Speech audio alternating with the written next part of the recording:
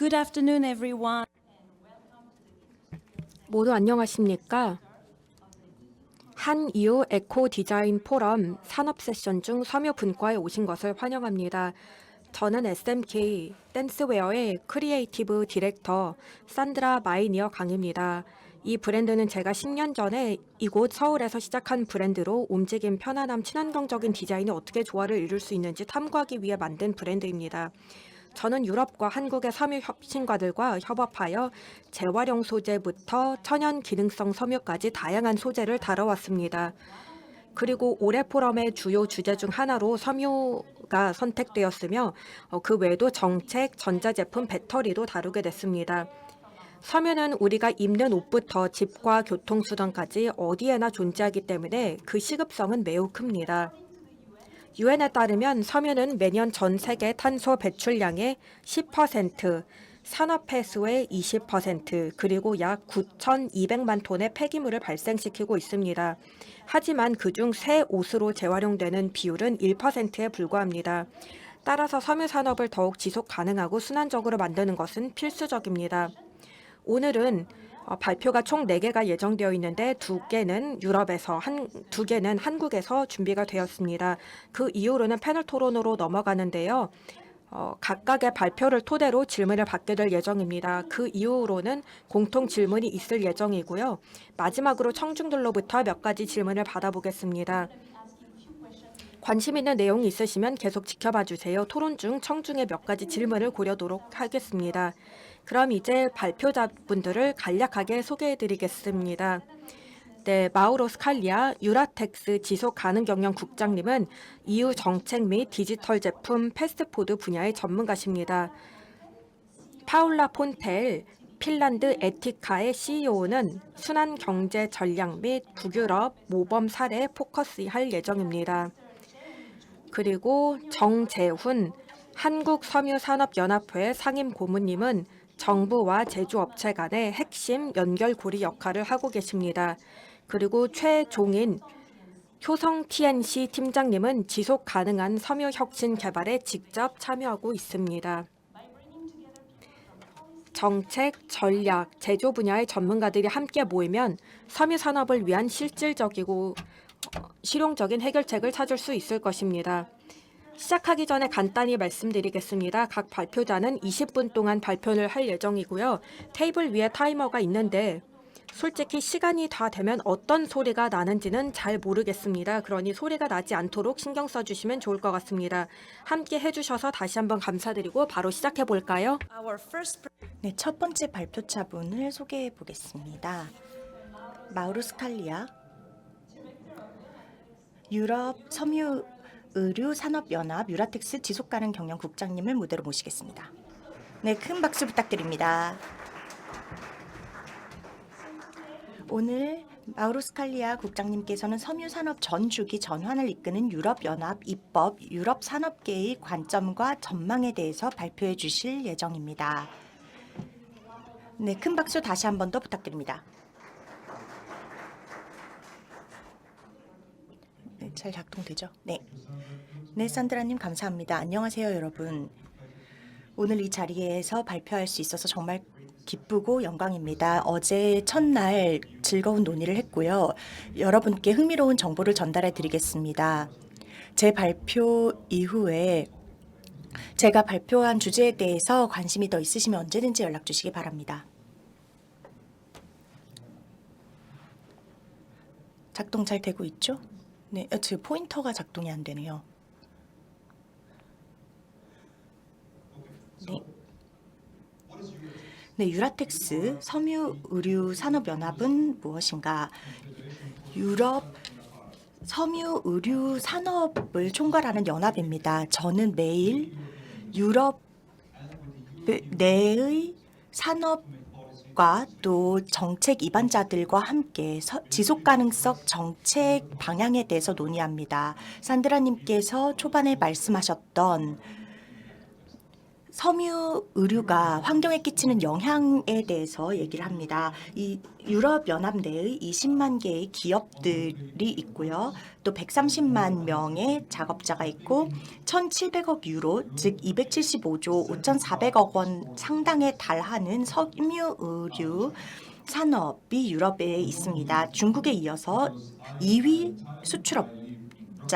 수출 업계이고요. 그리고 여기 이탈리아도 그렇고 여러 다양한 국가들의 그 기관들이 있습니다. 휴고보스와 같은 브랜드 익숙하실 겁니다.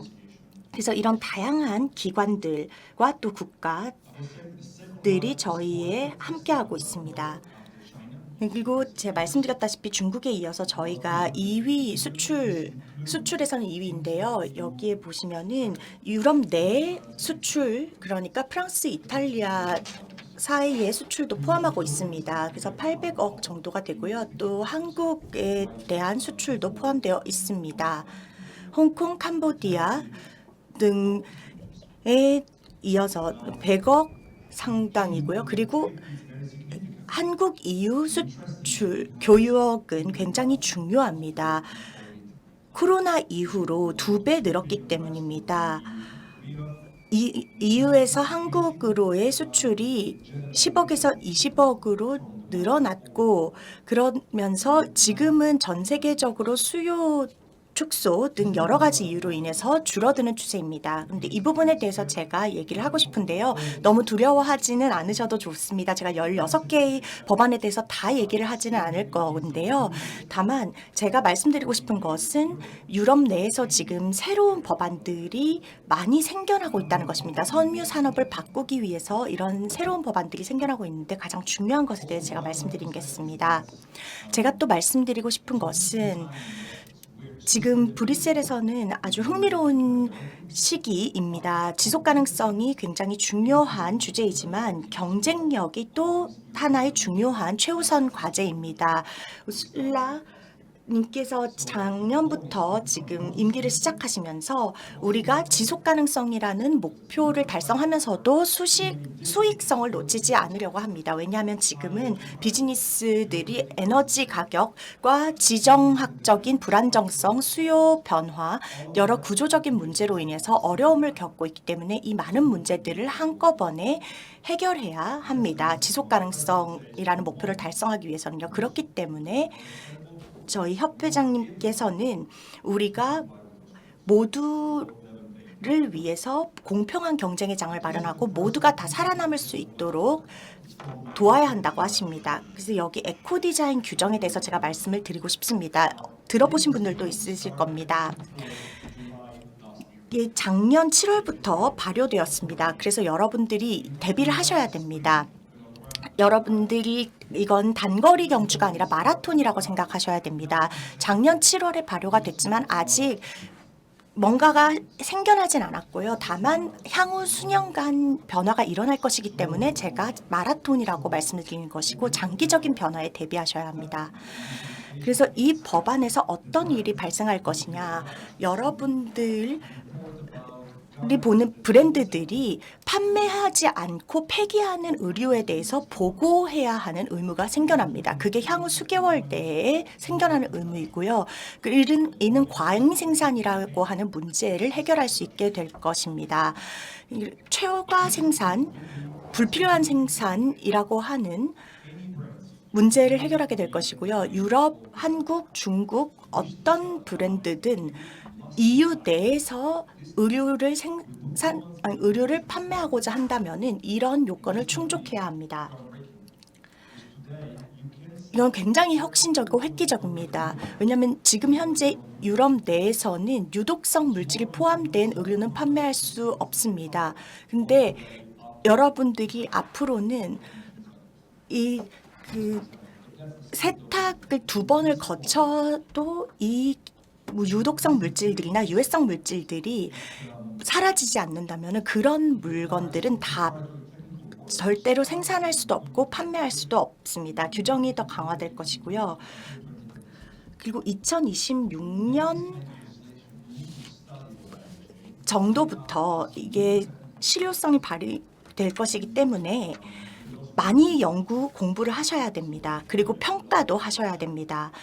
법을 새로 만들기 전에 유럽과 전 세계 시장에 이게 어떤 영향을 미칠지 정책 기반자들도 많은 연구를 했습니다. 이런 식으로 규정을 만들고 법제화를 하는데요. 보시면은 많은 연구를 수행합니다. 오랜 시간이 걸리고 이게 지금 보시면은 주기적으로 업계의 의견을 구합니다. 업계의 우려사항은 무엇인지, 관심사는 무엇인지, 모범 관행은 무엇인지에 대한 의견들을 구합니다. 이런 인풋, 의견들을 업계에서 받습니다. 예를 들어서 실질적인 물리적인 내구성에 대한 질문을 합니다. 그래서 저희는 더 오래가는 제품을 원합니다. 의류가 한 2, 3년 아니면 두세 번 사용되고 나서 분해되지 않기를 원하고 또 너무 저품질 섬유를 사용하지 않기를 원합니다. 또 재사용성을 강조를 하게 됩니다. 또한 재활용된 콘텐츠, 내용물을 얼마나 사용하느냐도 중요합니다. 왜냐하면 우리는 탄소 발자국을 줄이고 싶기 때문에 한번 사용했던 원료나 제품을 다시 재활용하는 것이 중요합니다. 그래서 이전에 사용했던 제품을 활용해서 새로운 제품을 만들어내야 되고요. 또 이미 그 규제되고 있는 화학 물질들에 대한 그 규정을 더 강화해 나가고 데이터 수집도 강화해 나가야 됩니다. 디지털 제품 여건 DPP가 지금 현재 가장 이야기가 많이 되는 주제인데요. 근데 제가 한국에서 배터리, 섬유 등 여러 다양한 산업에서 이 이야기를 많이 들었습니다. 그래서 많이 놀랐어요. 그래서 제가 조금 강조하고 싶은 부분은 이 DPP의 중요한 조건입니다. 브랜드들은 자신의 가치 사슬에서 발생하는 정보를 다 공개해야 합니다. 그래서 모든 데이터들, 공급 업체에서부터 발생하는 데이터, 그러니까 예를 들어 한국의 중소기업에서부터 나오는 이런 데이터들을 다 공개해야 하고요. 그래서 이게 우리가 같은 소프트웨어를 사용해서 정보를 공유할 수 있기 때문에 상호 운용성이 강화될 것입니다. 그런데 비즈니스 기밀 유지는 필요하죠. 우리가 정보를 투명하게 공개를 하되 기밀이라든가 그 기업만의 정보는 또 보유를 해야 될 것입니다. 그리고 또 법규 준수는 중요할 거고요. 이 부분에 대해서 컨설팅을 받고 있습니다. 그리고 한 가지 흥미로운 부분은 유럽연합집행위원회 EC가 이걸 이제 정할 때 많은 분들에게 질문을 하기 때문에 여러분들이 이 유럽 브뤼셀에서 비행 시간으로 11시간이 떨어져 있더라도 개인이든 연합이든 협회든 다 여기 퍼블릭 컨설테이션이라고 되어 있는 링크로 타고 들어가셔서 질문에 대한 답변을 하실 수가 있습니다. 어떨 때는 기술적인 질문이 나올 수도 있고 좀 지루한 질문이 나올 수도 있지만 여러분들의 의견을 직접 남기실 수 있습니다.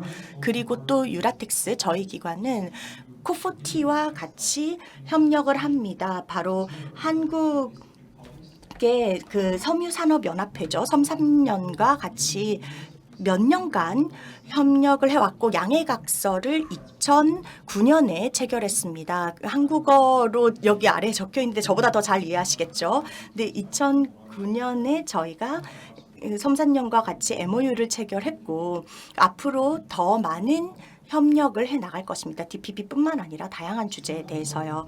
그리고 또 제품 정보. 어제 저희가 탄소 발자국에 대해서 많은 이야기를 들었습니다. 이게 굉장히 까다로운 주제입니다. 한 가지 소비자들과 기업들이 의류에 대해서 바꾸고 싶어하는 정보는 이 제품의 탄소 발자국이 무엇인가입니다. 유럽에는 제품 환경 발자국이라고 하는 PEF가 있습니다. 여기 좌측 하단에 보시면은 링크가 있는데요. 이 링크를 타고 들어가시면은 모든 정보가 나와 있습니다. 저희가 이 5년에 걸쳐서 이 정보를 구축했습니다. 그러니까 한국에는 빨리빨리라는 표현이 있죠. 근데 저희는 빨리빨리 하지 못했어요. 전혀 그렇지 못했습니다. 시간이 굉장히 오래 걸렸어요. 그리고 또 그 저희 회원국들 중에 프랑스는 유사한 방법을 활용했습니다. 그래서 향후 2년 내에 이 방법을 입증을 하게 될 텐데요. 프랑스의 경험과 같이 맞춰 나갈 거고, 그렇게 해서 하나의 방법론으로 통합해서 의류의 발자국을 추적하게 될 것입니다. 이게 굉장히 중요합니다. 왜냐하면 한 가지 방법을 사용한다면 소비자는 어떤 제품이든 비교를 할 수 있고 더 기업이나 브랜드에 대한 신뢰성이 높아질 것입니다. 생산에 대해서도 더 나은 지수를 가지게 될 것이고요. 그냥 어떻게 생산되는지 모르고 무감각하게 소비하지 않을 것입니다. 그리고 또 독일에서 아디다스에 대해서 4월에 독일 법원이 아디다스의 기후나 지속 가능성에 대한 주장에 대해서 반대되는 판결을 내렸습니다. 근데 한 가지의 방법을 사용한다면은 소비자들의 삶도 더 단순해질 뿐만 아니라 기업들에게도 도움이 될 것입니다. 그럼 이제 폐기물에 대해서 얘기를 해보겠습니다. 유럽은 700에서 750만 톤의 섬유 폐기물이 매년 생산이 됩니다. 그렇게 된다면은 거의 이게 9천만 톤의 육박하게 되겠죠. 10년 정도가 지나면은요. 그래서 폐기물 프레임워크 지침이라는 것이 10월에 새롭게 입법이 될 것인데요. EPR이 무엇인가? 그럼 브랜드들이 의류마다 조금씩 더 센트를 내야 됩니다. 그래서 재활용에 더 많은 비용이 든다면은 그 비용을 생산자가 더 부담하도록 하는 겁니다. EPR 생산자 책임 재활용 제도죠. 그래서 2026년부터는 이렇게 생산자들에게서 더 많은 수수료를 받아서요. 이 자금을 제공해서 매년 발생하는 700만 톤의 폐기물을 해결하기 위해서 노력할 것입니다. 네, 그리고 화학물질 이 문제를 해결하기 위해서 유럽에서는 리치라고 하는 신화학물질 관리제도라는 제도가 있습니다. 가장 전 세계적으로 포괄적인 제도이고요. 일본에도 이런 제도가 있고 한국에도 이 제도에 상응할 만한 제도가 있는 것으로 알고 있습니다. 세부 사항은 제가 알지 못하지만은요. 그래서 이 부분에서 두 가지 나오는 내용은 PFAS 과불화 화합물을 금지하는 것이고요. 이건 굉장히 유해한 화합물이라고 알려져 있죠. 모든 산업 분야에서 사용이 되고 있고 또 오염이 굉장히 심합니다. 특히나 불에 의해서 많이 변형되죠. 근데 의류에서도 이제 사용이 많이 됐었는데 유럽에서는 의류의 PFAS를 절대 사용할 수 없도록 하고 있습니다. 그 이제 소방관들의 의류 소방복과 같은 특수 소재가 아니라면은요. 그래서 특히 정말로 그러니까 군이라든가 이런 소방관 같은 경우 핵심적인 경우가 아니라면은 사용을 제한하고 있습니다. 그리고 또 리치가 올해 연말에 개정이 되고 업데이트가 될 것입니다. 여기 화학물질 전문가들이 계시다면 리치가 향후 몇 개월 사이에 어떻게 개정되는지 보시는 것도 흥미로우실 겁니다. 실사는 제품에 대한 것이 아니지만 기관에 대한 것입니다. 지금까지는 제품에 대한 요건에 대해서 말씀드렸고 정보에 대한 요건에 대해서 말씀드렸다면 이것은 기업의 운영 방식 과 기업의 가치사슬 내 리스크 저감, 그 리스크에 어떻게 대응하고 리스크를 줄여나가는가에 대한 것입니다. 여기 유럽, 호주 등의 규정에 다 이런 것들인데 한국에도 아마 이 규정이 있을 것으로 생각이 됩니다. 잘은 모르지만은요. 근데 지금 현재 세 가지의 규정이 있습니다. 기업들이 자신들의 가치사슬을 둘러보고 공공 보고서로 제출을 해야 됩니다. 시간 관계상 자세한 내용을 설명드리진 못하겠지만 질문이 있으시면 이 발표 이후에 저에게 찾아오셔서 질문을 해주셔도 좋습니다. 그러면 제가 더 상세히 알려드리겠습니다. 그리고 그 규정에 대한 마지막 부분은 시장 감시입니다. 이게 좀 드문 사진인데요.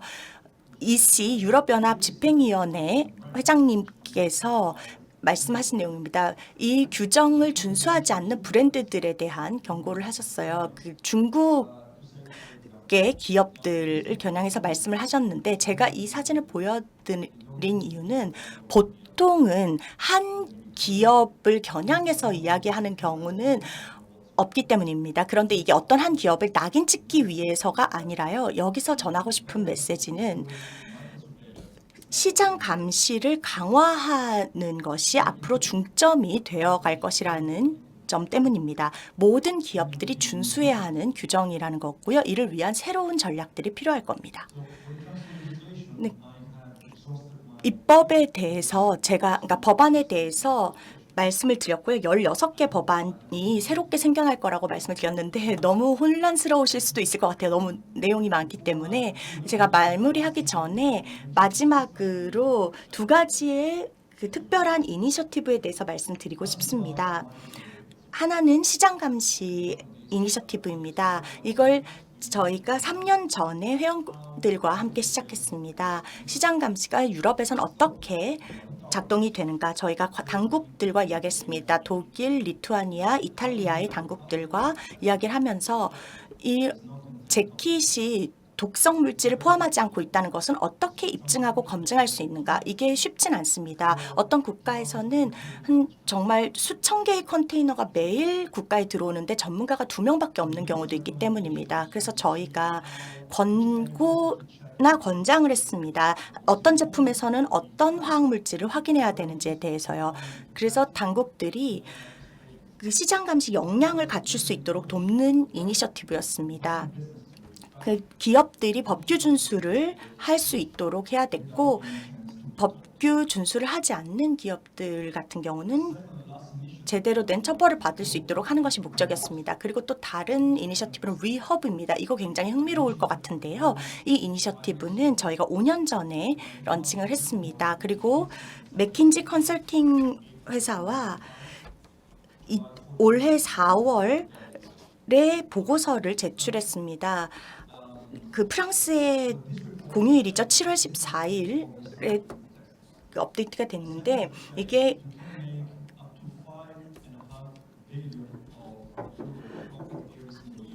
이제 매년 유럽에서는 에너지와 에너지를 절약하고 화학물질을 덜 사용하면은 15억 유로 정도의 수익을 창출할 수 있고 또 일자리도 창출할 수 있다라고 했습니다.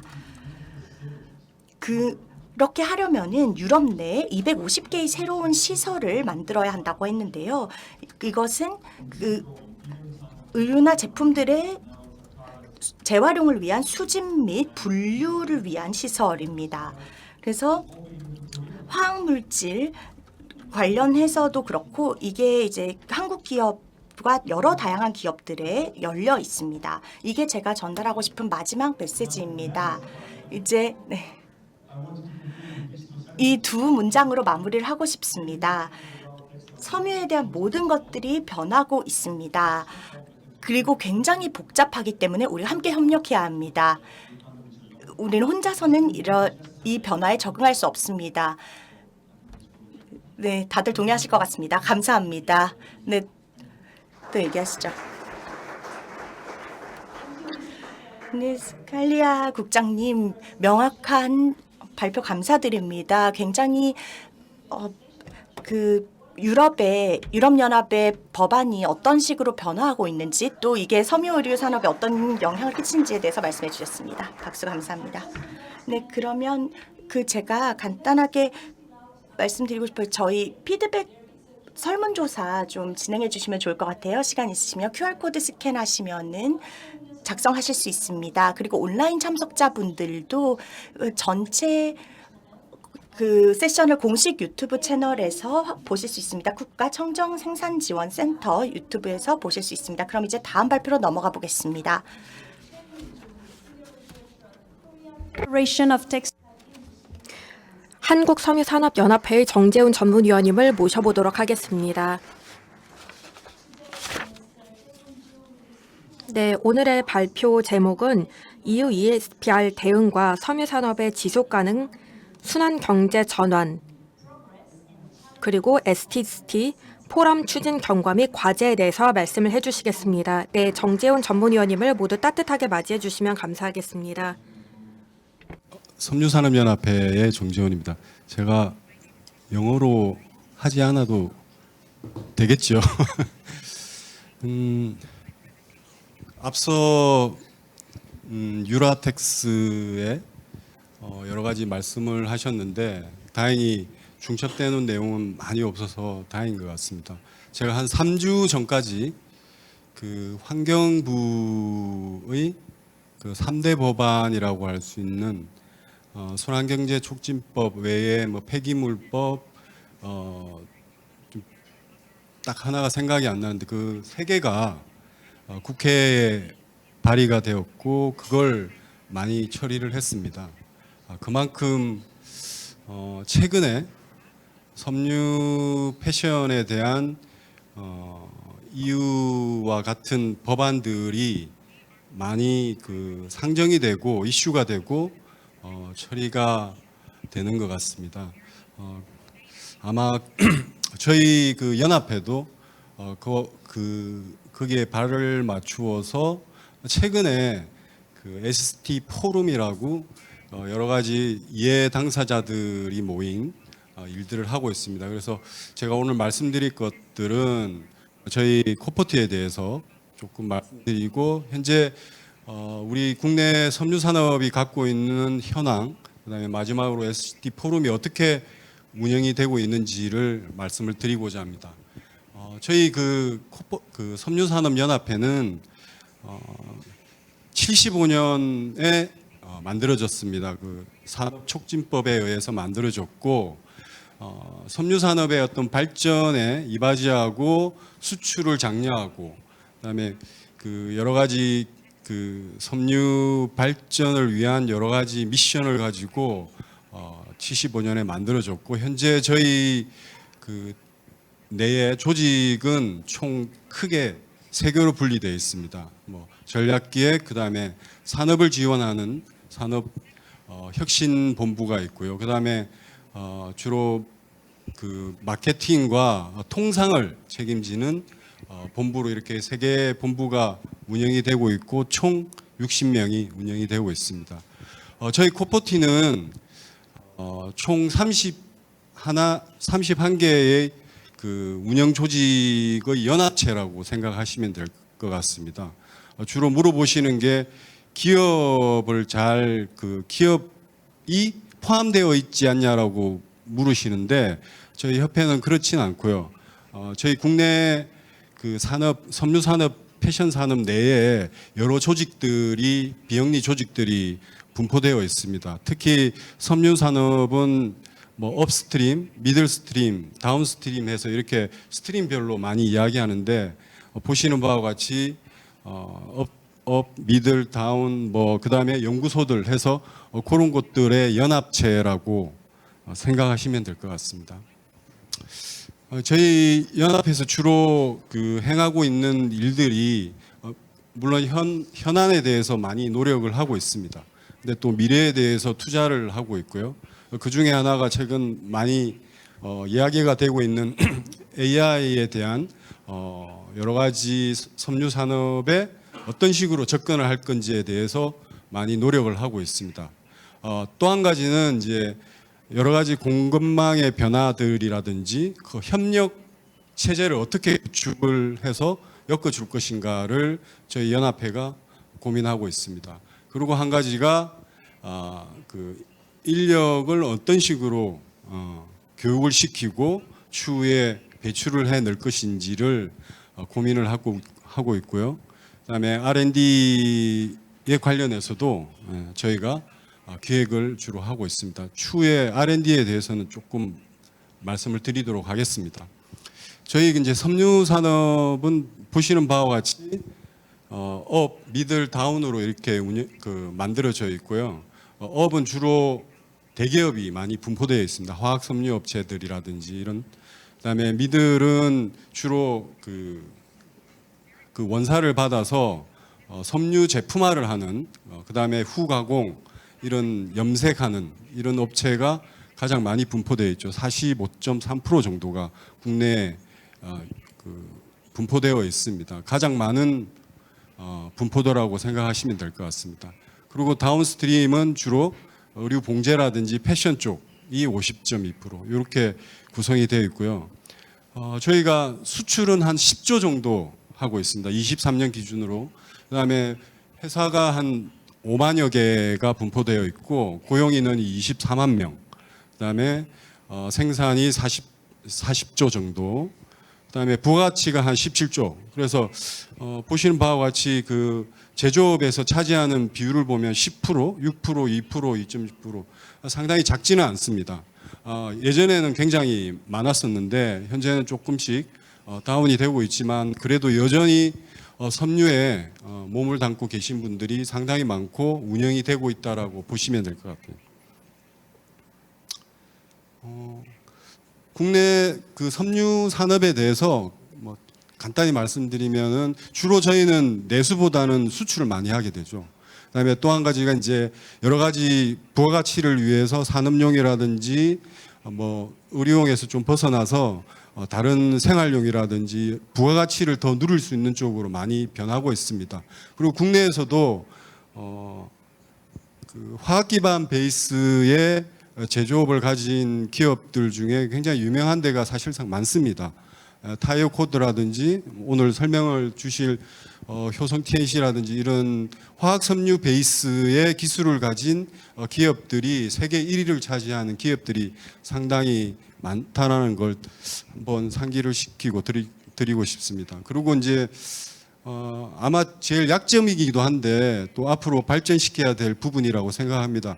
최근에는 이제 대외로 진출하는 브랜드들이 상당수들이 조금씩 생기고 있죠. 그래서 이런 부분들로 크게 나누어져 있고요. 저희 그 섬유 산업에서 보는 현재는 4세대라고 이야기할 수 있겠습니다. 계속 이야기가 되는 지속 가능, 순환 경제라는 베이스에 4세대라고 지칭을 할 수 있고 보시는 바와 같이 뭐 1세대는 영국에서 시작이 됐겠죠. 산업혁명에서부터. 그다음에 2세대는 국내에서 그 소재 어떤 혁신에 의해서 화학섬유의 베이스들이 많이 잡혀서 그때 여러 가지 기업들이 많이 성장을 하게 됩니다. 84년부터.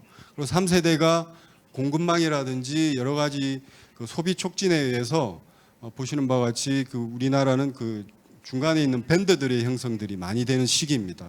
이때가 가장 저희가 뭐 화려했다라고 또 볼 수 있겠는데 그래서 이렇게 현재 4세대로 정의할 수 있고 뭐 어떻게 될지 모르겠지만 추후에 이 순환 경제의 환경 문제들이 또 이슈가 또 없어지면 다음 또 5세대가 또 출현을 할 수 있겠습니다.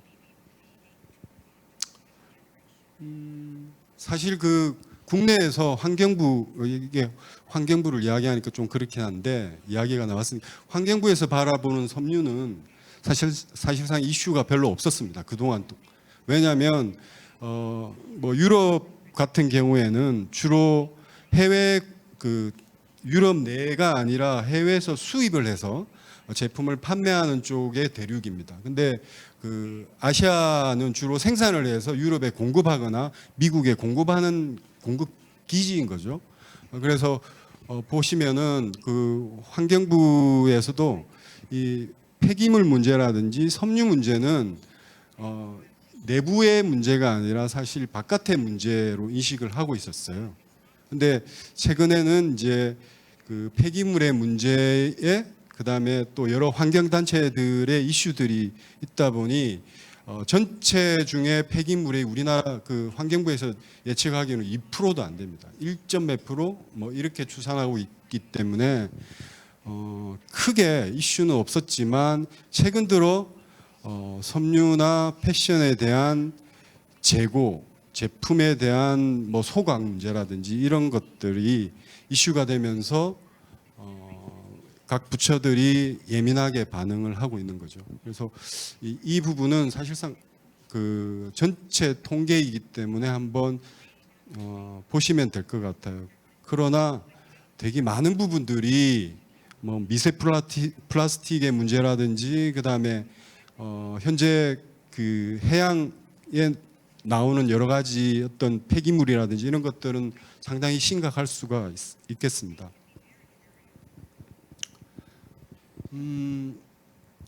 지금 EU 같은 경우에는 25년도에 여러 가지 재고를 그 폐기물 재고품에 대해서 폐기를 금지한다든지 그다음에 ESPR 그 디지털 패스포트에 대해서 27년부터 시행을 하겠다라고 한다든지 사실상 27년부터 시행을 할 거라고는 하지만 여기 유라텍스에도 오셨지만 실제 적용이 되거나 할지 참 궁금합니다. 저희가 계속 정책에 대해서 조사하고 여러 가지 문의를 해보고 하면 여러 가지 시스템적인 문제, 그다음에 이해 당사자들 간의 문제 이런 것들로 인해서 27년도에 가능하겠느냐 이런 문제가 있을 거고 나중에 한번 유라텍스에게 한번 물어보시면 좋을 것 같아요. 그다음에 그 현재 유수 브랜드들은 뭐 19년부터 패션 팩트라고 해서 제품의 친환경화, 그다음에 폐기물을 줄여보자 이런 것들로 해서 여러 가지 이니셔티브를 만들어서 협력을 하고 있고 이런 부분들에 대해서 점진적으로 친환경 소재들의 사용을 권장하고 있고 그 권장하는 것들이 우리 한국의 섬유 산업에 역으로 기회이지만 또 하나의 리스크가 될 수 있는 부분입니다. 그래서 최근에 여러 조사를 보면 국내에서는 아직 대기업 몇 개를 제외하고는 섬유 부분에 이 지속 가능한 섬유에 대해서 깊이 있고 심도 있게 고민을 하고 있지 않다. 다만 여러 가지 기업들의 내부적인 사정도 있고 하니 저희도 점진적으로 추진하는 게 어떨까라는 생각을 하고 있습니다. 그리고 이런 부분들은 사실상 그냥 하면 되는 게 아니라 저희 쪽 섬유 쪽에서는 이제 바뀌어야 된다 또는 하지 않으면 결국은 무너진다 뭐 이런 식으로 많이 이야기를 하시고 각 경제부처나 저희 담당 부처에서도 여러 가지 노력들을 하고 있고 진행 중에 여러 가지 프로젝트를 진행 중에 있습니다. 순환경제 특히 섬유 쪽의 문제에 있어서 앞서 보시는 바와 같이 여러 가지 이슈들이 산재해 있습니다. 저희는 유럽처럼 10년 전부터 이렇게 고민을 해서 현재 오지 않았습니다. 물론 빨리빨리라는 그 민족성이 있지만 지금 그런 빨리빨리가 충분히 필요할 때입니다. 순환경제의 전환에 있어서.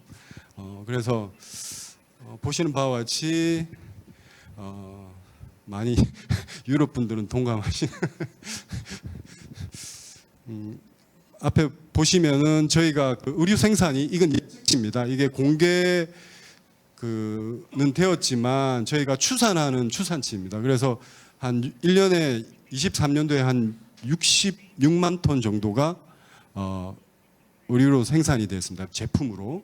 그리고 23년 당해년도에 섬유 폐기물이 63만 톤이 폐기가 되었습니다. 폐기물로 나왔습니다. 그러면 거의 1대1 수준입니다. 생산과 폐기가 1대1로 나온다라고 보시면 될 것 같아요. 그 안에서 재활용을 할 수 있는 현재 그 환경부의 통계에 의해서 재활용이 가능하다라고 생각하는 게 약 16만 톤입니다. 16만 톤. 근데 아마 이 부분도 조금 더 노력하면 더 올라갈 수 있겠죠. 조금 더 노력 안 하면 더 떨어지겠죠. 예. 그래서 이게 현재 23년도에 저희가 재활용할 수 있는 섬유 폐기물의 양이라고 생각하시면 될 것 같습니다. 그다음에 여러 가지 그 소각과 폐기되는 비용도 발생을 할 거고요. 그다음에 지금 현재 진행은 되고 있지 않지만 국내에서 EPR이라는 제도를 프리로 하기 위해서 준비 중에 있는 걸로 알고 있습니다. EPR을 가기 전에 국내에서 어떻게 운영을 해서 원활하게 정책을 충분히 이용할 수 있을까라는 내용이겠죠. 그다음에 현재 섬유의 통계가 많이 오픈은 돼 있지만 이게 정확하다라고 그 정부 부처에서도 이야기하지 않습니다. 어느 정도 누락이 되어 있고 더 정밀하게 다루어야 된다는 정책의 기조가 있습니다. 현재. 그래서 환경부에서 많은 그 양의 그 여러 가지 용역을 줘서 지금 현재 리포트를 받아보고 있는 현재 이야기고요. 특히 리사이클 기술에 대해서는 현재 커버할 수 있는 게 국내 몇 개 없습니다. 기계적 재활용 외에는 상업적으로 케미칼 리사이클이 완성되어 있지도 않고요. 그다음에 그게 수요와 공급의 원활한 어떤 형태가 구성이 되어 있지 않습니다. 노력을 많이 해야 되겠죠. 그다음에 여러 가지 마켓 이슈가 있습니다. 그 중에 이제 폐기물을 어떤 식으로 용도 전환을 해서 가져가고자 하는 그 요구자가 있을 겁니다. 아마 화학 섬유 기업이 되겠죠. 근데 지금 현재 시스템으로는 그 접점이 폐기물로 여기는 폐기물로 보고 있고 여기는 원료로 보고 있고 이렇기 때문에 가격의 절충이 굉장히 보완이 되어야 됩니다. 저희가 SCT 포럼에서 여러 가지 이야기를 했지만 굉장히 상반된 이야기들을 많이 하시는 것 같습니다. 그런 점들이 결국은 지속 가능한 섬유로의 빠른 전환에 충분히 필요하고 이해해야 되는 부분이고 이해 당사자들이 협의해서 나가야 되는 부분이라고 생각을 합니다.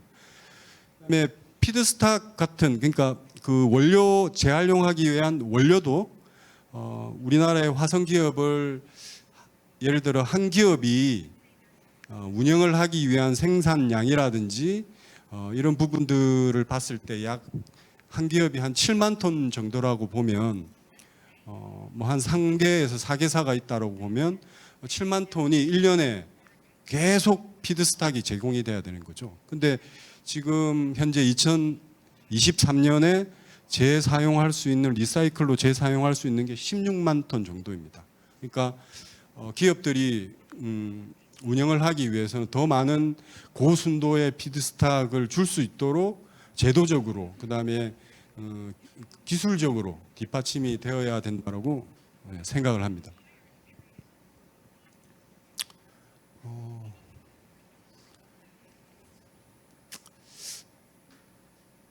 여러 가지 섬유 산업에서 노력해야 될 게 많습니다. 그리고 저희가 ST 포럼의 어떤 비전은 기업도 있을 거고요. 그다음에 정부가 있고 저희 같은 협회나 단체들이 있을 겁니다. 이런 것들의 연결을 원활하게 해주기 위한 비전과 미션을 가지고 저희가 ST 포럼, 그러니까 지속 가능한 섬유 포럼을 오픈을 했습니다. 여러 가지 미션은 정확합니다. 저희가 어떻게 하면 섬유 산업에서 빠르게 지속 가능한 제4세대에 지향하는 섬유로 갈 것인가, 이런 부분들을 노력을 하려고 하고 있습니다. 총 4개의 분과가 운영이 되고 있고요. 뭐 제도 개선, 그다음에 순환 경제, 순환 시스템, 뭐 그다음에 탄소 중립, 그다음에 에코 디자인, 이렇게 해서 저희가 총 4개를 운영하고 있고요. 이게 조금 잘못됐는데 저희가 포럼을 연 게 23년, 이게 앞뒤가 좀 바뀌었습니다. 23년 12월 9일입니다. 12월 9일에 그 오프닝 세레머니가 되었고, 그 뒤에 1년 동안 현재 운영이 되면서 여러 가지 일들을 하고 있습니다. 제가 조금만 더 할까요? 아니면 Thank you, Mr. Chung. Yes, just a few minutes to conclude the 빠르게 presentation. 하겠습니다. 네, 몇 분만 더 드릴 테니 발표를 마무리해 주시면 감사하겠습니다. 여러 가지 협력을 해서 총 2가지의 과제들을 만들었습니다. 그래서 추후에 효성에서 말씀드릴 그 파이버 투 파이버, 그러니까 폴리에스테르의 사용량이 한 40에서 50%니까 이 부분들을 그 케미컬 리사이클을 할 수 있도록 저희가 정부 주도로 그 과제를 하나 만들었고요. 또 다음 걸 보시면은 그 앞서 어떻게 하면은 기계적으로 선별 분리를 잘해서 고순도의 원료를 뒤쪽으로 파이버 투 파이버 할 수 있도록 만들어 줄 것이냐라고 해서 26년부터 30년까지 운영이 될 수 있도록 저희가 R&D 과제들을 만들고 운영을 하고 있습니다. 제가 시간 조절을 못 해가지고요. SCT 포럼은 25년도에는 어떻든 조금 성숙되게 저희가 운영을 하려고 합니다. 그리고 다음 버전으로서는 좀 사회적으로 어떻게 가치 창출을 해줄 것이냐, 그다음에 해외와 어떤 협력을 통해서 지속 가능한 섬유를 만들어서 운영을 해줄 것이냐, 이것들을 저희 SCT 포럼에서 상당히 고민하고 있습니다. 그리고 좀 더 빠르게 지속 가능한 전환과 그다음에 에코시스템을 완벽하게 국내에 안착시키기 위해서 저희가 한국이 노력하고자 합니다. 예, 감사합니다. Thank you, Mr. Jung, for this very 네, 굉장히 명확하고 정보가 많은 발표 감사드립니다. 다시 한번 말씀을 드리고 싶은데요. 네, 시간이 되시면 QR코드를 채워주시길 바랍니다. 저희 피드백 설문조사인데 저희에게 정말 중요하거든요. 네, 온라인으로 유튜브 채널을 통해서 들어오신 분들도 있으신 것 알고 있는데요. 네, 국가청정 생산지원센터에서 오시는 분들도 참여해 주시길 감사하겠습니다. 네, 다음 발표는 파울라 폰텔 에티카 창립자님께서 노르딕 에코 디자인 프로그램에 대해서 발표해 주시겠습니다. 큰 박수 부탁드립니다.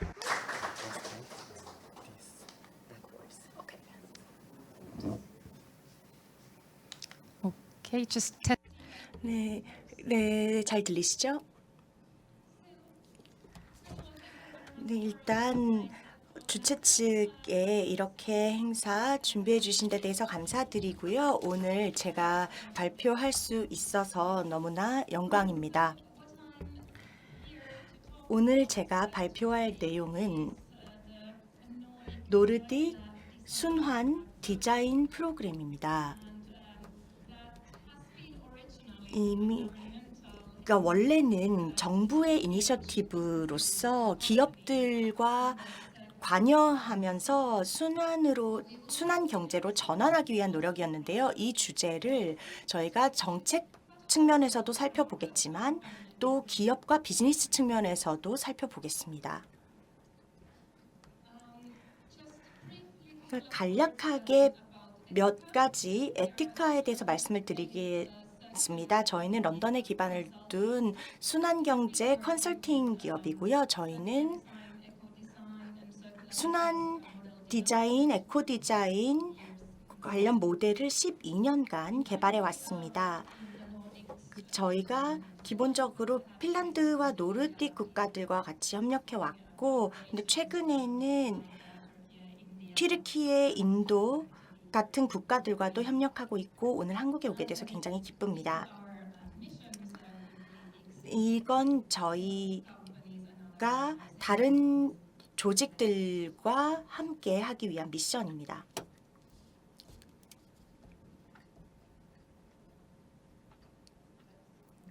근데 반대 방향으로 눌렀네요.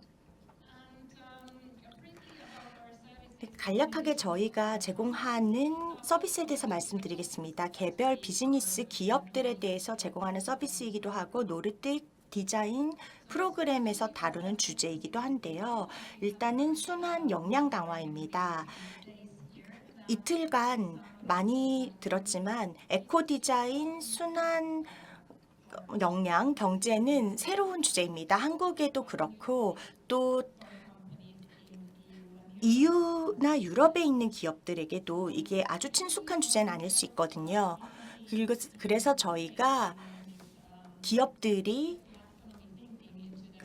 이 순환 경제라는 개념을 비즈니스 전략에 반영하도록 돕습니다. 왜냐하면 지금 발표에서 들으셨다시피 시장이 크게 변화하고 있고 기업 경영에서 이 비즈니스 환경이 어떻게 변화하는지를 제대로 이해하는 것이 정말로 중요합니다. 그래서 기업들이 어떻게 대비해야 되고 어떤 목표를 수립해야 하는지가 아주 중요합니다. 그리고 순환 제품 디자인은요. 에코 디자인을 의미합니다. 제품 수준에서의 에코 디자인인데요. 이 새로운 에코 디자인 규정에 대한 법규 준수를 의미하죠. EU에서 또 다른 지역들에서 개발하는 규정들을 준수하는 것입니다. 순환 가치사슬 또는 순환 생태계에 대해서는 앞선 발표들에서도 들으셨겠지만 가치사슬 전반에 협력이 일어나고 있고 생태계 전반에 걸쳐서 그리고 시스템 전반에서 섬유 폐기물 문제를 해결하기 위해서 노력하고 있습니다. 그리고 재활용을 할 수 있도록 하고 있는데요. 이게 또 저희가 제공하는 서비스와 프로그램입니다.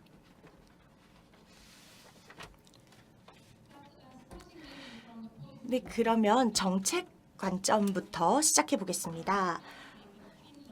핀란드의 국가 여정에 대해서 말씀을 드리겠습니다. 순환 경제를 향한 핀란드의 국가 여정인데요. 핀란드는 처음으로 국가 로드맵, 순환 경제를 향한 국가 로드맵을 개발한 국가 중 하나였습니다.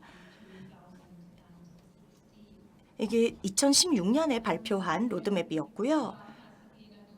그리고 시트라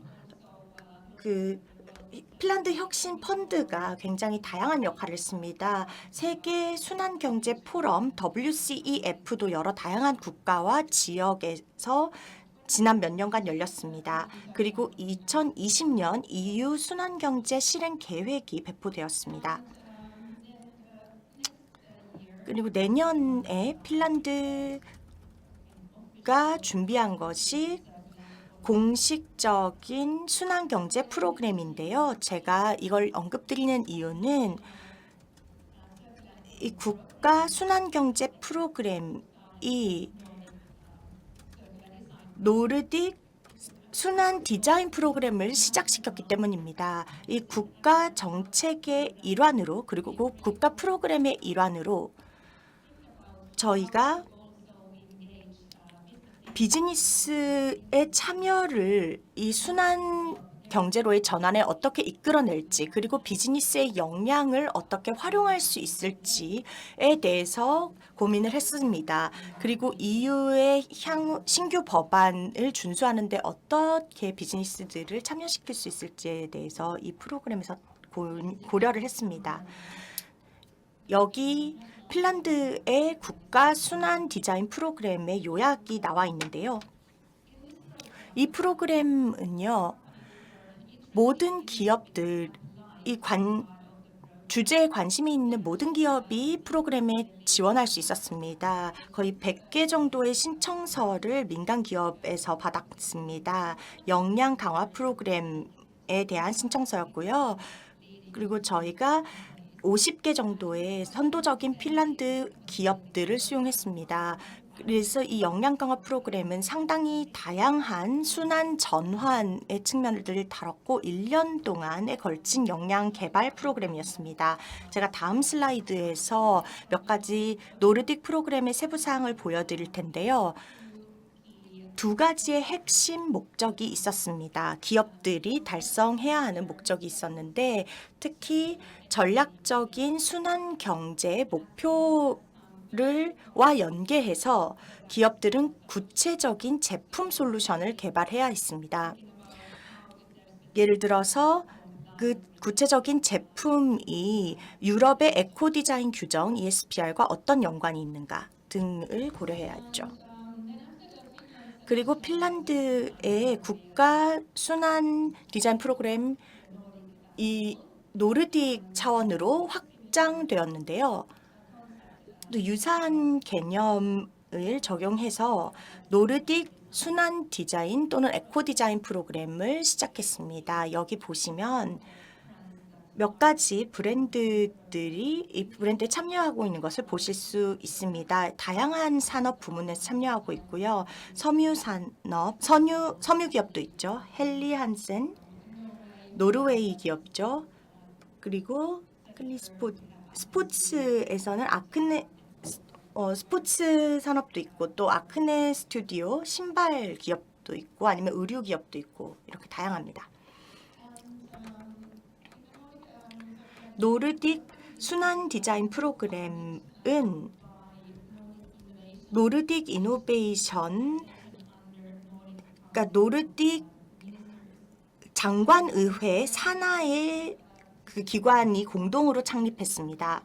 그래서 여러 다양한 국가에서 일을 할 때는 저희가 그 현지 기관과 협업하는 것을 중시합니다. 또 다른 노르딕 국가들, 예를 들면 스웨덴, 노르웨이, 아이슬란드 같은 국가에서도 다 현지 기관과 협업했습니다. 그리고 이 프로그램 내용을 보시면은요, 조금 내용이 많아 보일 수 있는데요.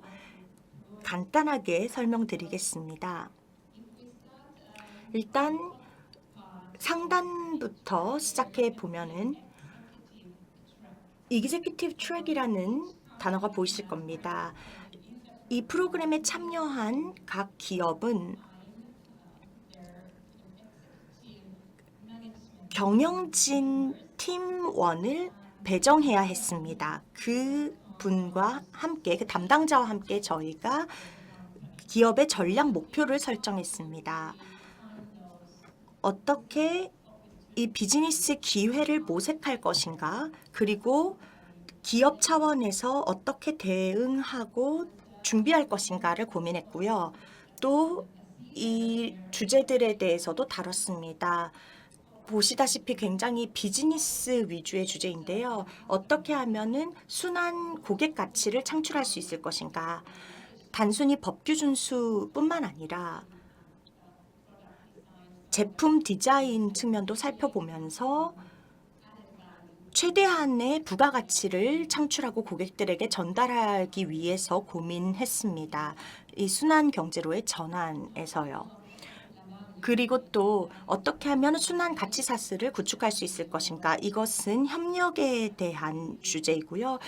나의 역할은 무엇인가, 또 내가 어떤 식으로 회사를 운영해야 하는가, 기업 내에서는 어떤 식으로 조직을 구성해야 하는가, 어떤 협력 파트너가 필요한가, 예를 들어서 어떠한 공급 업체가 필요하고 어떤 혁신적인 소재가 필요하고 또 고객들과 같이 협력해서 공동 혁신을 통한 창출이 필요한가, 이런 고민들을 했어야 됐고요. 또 R&D 팀, 이 기업들의 R&D 팀과 협력해서 에코 디자인 요건을 같이 연구하고 그 규정에 맞는 제품을 탄생시키기 위해서 노력했습니다. 예를 들면 순환 소재는 무엇인가, 그리고 법규에서 화학물질에 대한 규정은 어떤 것들이 있는가, 신규 생성되는 법안은 어떤 것들이 있는가, 또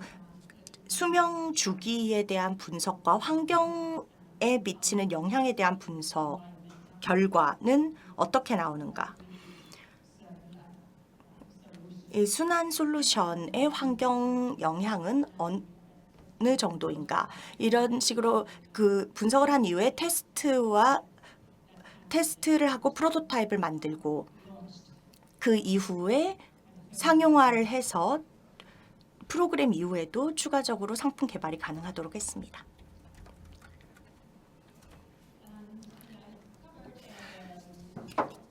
네, 그래서 제가 이 상단 부분은 이미 다뤘고 중간 부분을 보면 그 이제 모범 관행을 공유하고 또 더 많은 청중들과 내용을 공유하는 등 공공에 이제 공유하는 내용들이 있었고 또 피드백을 받아봤습니다.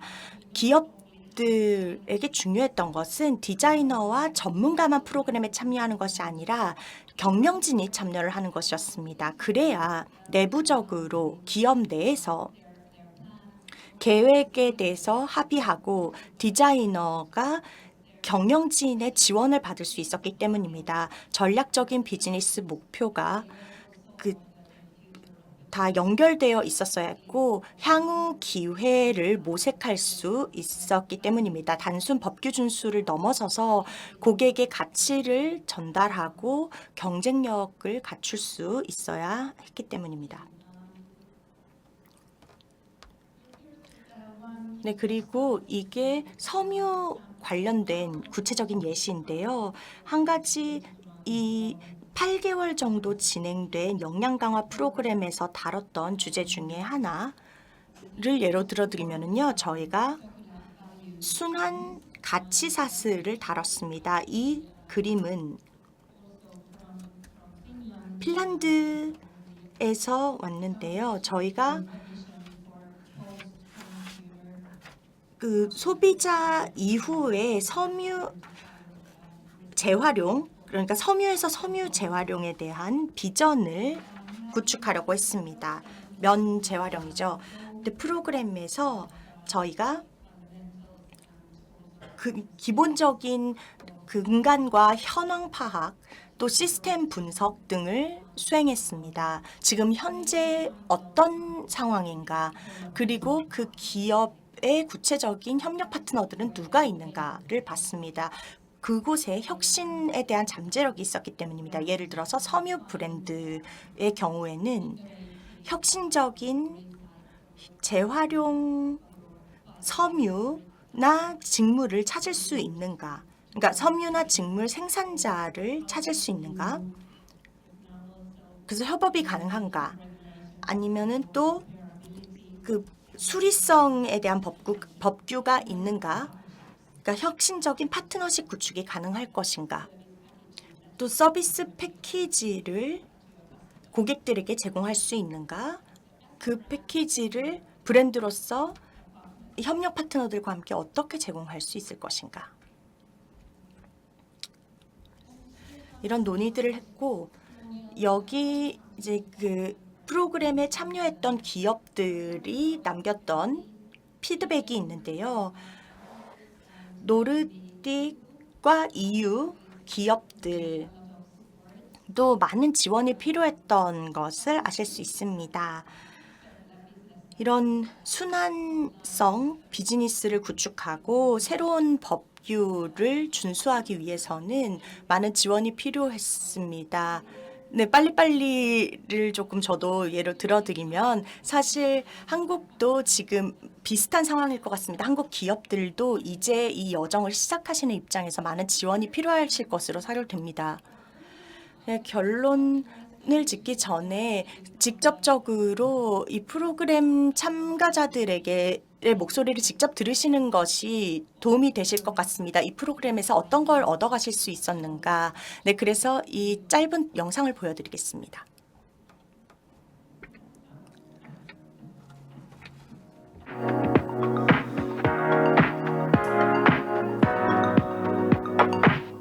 Circularity is a very challenging. 순환성은 굉장히 그 기업으로서는 다가가기 어려운 주제입니다. 그래서 이 프로그램 주최자와 또 다른 기업들에게서 많이 배울 수 있었고 R&D 측면에서도 저희가 많은 의견을 교환할 수 있었습니다. 네, 조금만 소리를 키워주시겠어요? 네, 이 프로그램에 참여를 하면서 저희 지식 공유도 할 수 있었고 다른 기업들의 인사이트도 얻을 수 있었습니다. 사실 이 모든 프로젝트에 참여하면서 한 협력이 너무나 좋았습니다. 파트너들과의 협력도 좋았고 이 프로그램에 참여하는 기업들과 알게 되어서 너무 좋았습니다.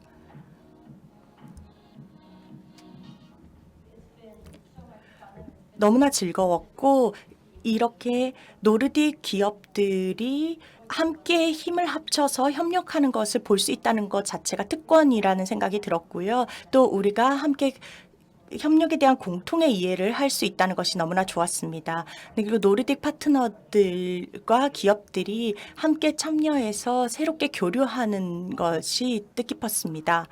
제일 인상적이었던 것들은 모든 참여하는 기업들이 단순 의혹에서 실행으로 옮겼다는 것입니다. 가장 빠르고 효율적인 방법이지 않았나 싶습니다. 그리고 굉장히 큰 비즈니스 기회가 열려 있다는 생각이 듭니다. 네, 정말로 즐거운 여정이었습니다. 그리고 노르딕 모든 기업들이 이 프로그램에 참여할 수 있었으면 좋겠습니다. 정말로 맞는 깨달음의 순간이 있었습니다. 그리고 이 프로그램과 이 변화의 순간에 여기 참여한다는 것은 아주 유의미할 거라고 생각합니다.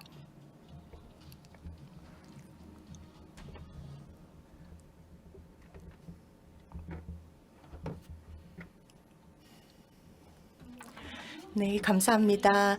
다들 통역을 통해서 잘 들으셨길 바랍니다. 네, 이 프로그램 참가자분들의 목소리를 잘 들으셨길 바랍니다.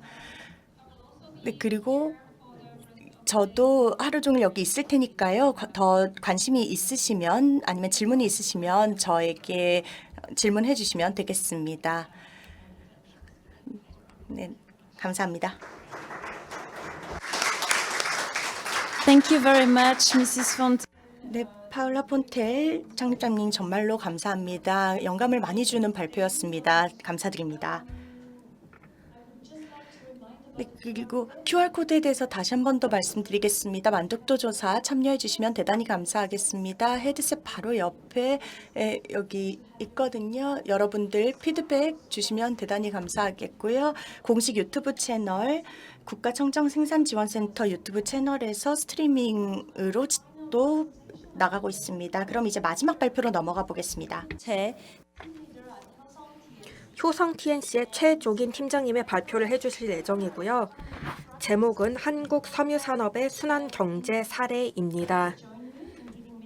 네, 모두 다음 발표자님을 따뜻하게 맞이해 주시기 바랍니다.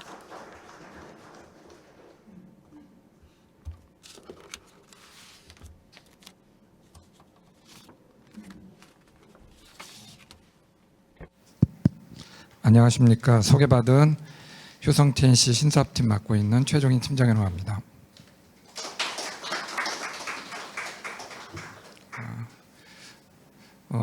제가 마지막 순서를 맡았는데요. 지금까지 듣느라고 많이 고생하셨을 텐데 저는 가급적이면은 20분 발표보다 좀 더 짧은 시간 내에 끝내가지고 편하게 좀 마무리할 수 있도록 한번 해보겠습니다. 먼저 제가 발표드릴 내용들 요약해서 먼저 목차 설명드리겠습니다. 설명드리기 앞서가지고 잠시 이제 최종적으로 제가 전해드릴 메시지를 이제 간단히 요약해서 먼저 말씀드리는 게 이해를 도우는데 도움이 될 것 같습니다. 제가 드릴 메시지는 저희 이제 효성에서 개발한 그런 제품들 그리고 앞으로 할 저희가 개발하게 될 여러 가지 기술과 제품들에 대해 가지고 제일 중요한 것은 저희가 이걸 해보니까 그리고 하려고 하다 보니까 생태계가 구성되어 있는 게 굉장히 중요하다. 그래서 많은 기관들 그리고 기업들 그리고 가급적이면은 글로벌로 모든 이 구성되어 있는 그런 여러 기관들이 같이 협업을 해가지고 이거를 해야지 저희 개인 기업 아니면은 그냥 독자적인 회사들이 하기에는 굉장히 어려운 일이다.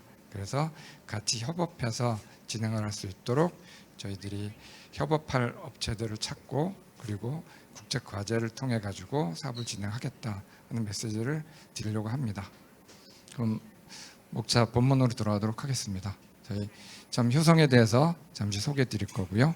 그 다음에 저희가 어떤 식으로 이 환경이 구성되어 있는지 잠시 말씀드리고 그 다음에 효성 TNC가 개발한 이제 혁신적인 솔루션 여태까지 개발했던 이력에 대해서 설명드리고 그 다음에 실제로 어떻게 이게 적용되는지 하고 그리고 마지막으로 저희들이 이제 국제과제를 통해서 개발할 내용을 포함한 저희의 미래 비전에 대해서 설명을 드리도록 하겠습니다.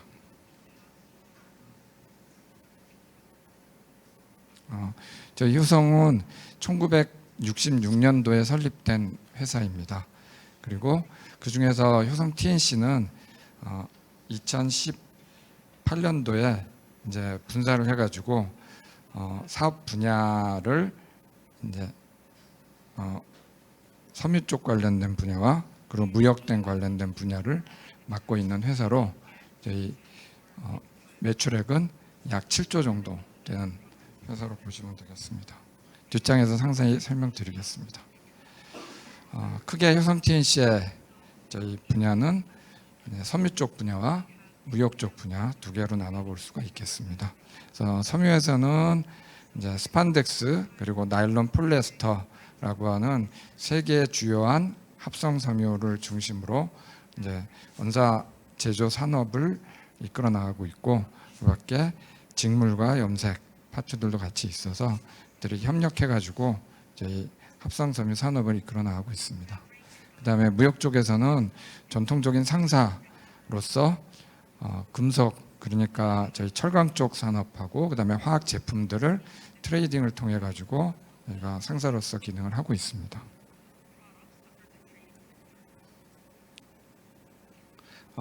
여기서부터 말씀드릴 내용들은 뭐 다 아시는 내용이니까 간단히 포인트만 짚고 넘어가겠습니다. 뭐 폐섬유들, 의류들은 뭐 생산되는 제품들의 대부분은 이제 폐기, 매립이나 소각이 되게 됐습니다.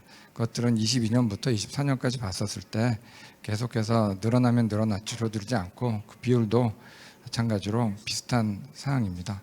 그래서 이제 순환경제, 리사이클을 할 수 있는 그래서 다시 돌려가지고 활용을 할 수 있는 산업들이 중요하다고 생각되고요.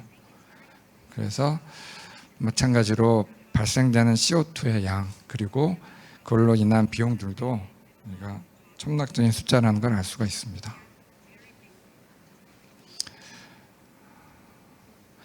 여기서부터는 효성 TNC가 관련된 산업들의 제품 개발했던 이력들을 간단히 소개해 드리도록 하겠습니다.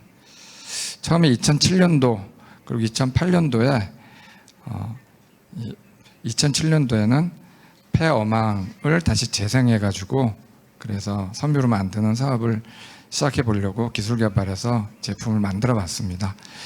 이때 제품 만들었지만 뭐 제품에 대한 기술적인 문제라든가 아니면은 뒤에 이제 후공정이 있어서 뭐 문제들도 있을 수가 있겠지만 무엇보다도 저희가 제일 처음 먼저 하다 보니까 생태계가 구성되어 있지 않았습니다. 폐어망을 어떤 식으로 수거해 가지고 원료로 할 것인지 그다음에 그걸 만든 제품들은 어떻게 유통하고 사용하고 그리고 그거에 대한 최종 제품들의 특성이라든가 아니면은 그걸로 인한 여러 효과들에 대한 것들을 같이 볼 수 있는 기관들이 없어서 저희들이 이것들을 실제 본격적으로 사업하는 데는 이제 뒤에 말씀드릴 때까지 굉장히 긴 시간이 필요했습니다. 그리고 2008년도에는 이제 페트병을 다시 기계적으로 재활용해서 미케니컬 리사이클을 해서 하는 것들 사업을 시작을 하기 시작했고요.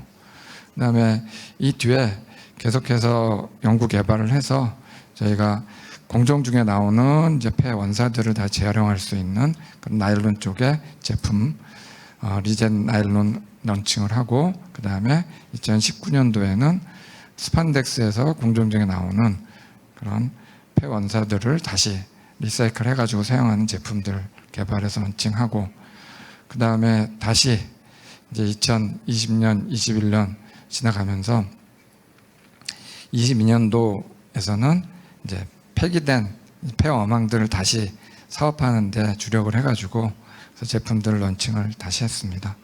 그리고 24년도 이제 작년이죠. 이때는 이제 이 나일론하고 그 다음에 폴리에스터 일부들을 이제 폐 원사들 그리고 스크랩들 이런 식으로 텍스타일 파이버들을 다시 리사이클하는 사업들을 다시 시작을 했습니다. 그래서 앞서 말씀드렸던 폐어망들을 다시 리사이클하는 사업에 대해 가지고 구체적으로 좀 더 설명을 드리겠습니다. 앞에 보시면 이제 거북이가 폐어망에 걸려 가지고 이제 많이 힘들어하는 게 보이실 겁니다. 마찬가지로 폐어망은 뭐 나일론, 그 다음에 PP나 PE 같은 여러 소재들, 그 밖에 뭐 어망뿐 아니라 같이 사용되는 어구들도 같이 있어가지고 이것들이 바다에 무단 투기되거나 아니면 방치돼가지고 문제를 많이 일으키고 있죠. 이것들을 실제 현장에서 수거를 하더라도 그것들을 어떻게 처리할 방법들이 그중 없어서 대부분 폐기되거나, 그러니까 소각되거나 아니면 그냥 방치되는 형태였습니다. 그러다 보니까 이것들을 다시 분리해가지고 그래서 원료화시키는 작업이 필요했고요. 저희가 협업할 업체들의 도움을 받아가지고 이것들을 다시 원료화시켜가지고 그래서 이것들을 다시 칩, 그러니까 펠렛 형태로 만든 다음에 다시 리사이클 해가지고 그래서 이 원료 모노머까지 다시 만든 다음에 그것들을 다시 재생해서 초기 상태 석유화학 제품화 나왔던 것하고 거의 유사한 품질의 제품을 만들어서 섬유화 시켜가지고 다시 하기 시작했습니다. 이 제품들은 지금 생산을 했을 때 굉장히 많은 저희가 월에 300톤을 생산한다고 했을 때 약 1,600톤이 넘는 이산화탄소를 매월 줄 수 있다고 이제 확인이 되었고요. 그 다음에 폴리에스터 관련해서 말씀드리겠습니다. 폴리에스터 제품은 현재 지금 아직까지 많이 되고 있는 게 페트병을 다시 수거해 가지고 이것들을 칩으로 만들어서 다시 방사해서 원석을 만드는 기계적인 재활용에 의해 가지고 사용을 하게 되어 있습니다. 그러다 보니까 이것들을 다시 수거해서 깨끗이 해서 원료를 사용할 수 있도록 선별 분리하는 작업이 필요했고요. 협력업체들을 통해서 마찬가지로 이 원료들을 받아가지고 저희들이 다시 방사해서 원사를 만들어서 이 만든 원사를 가지고 제품 만드는 업체들을 공급을 해서 지금 제품까지 나오게 되겠습니다.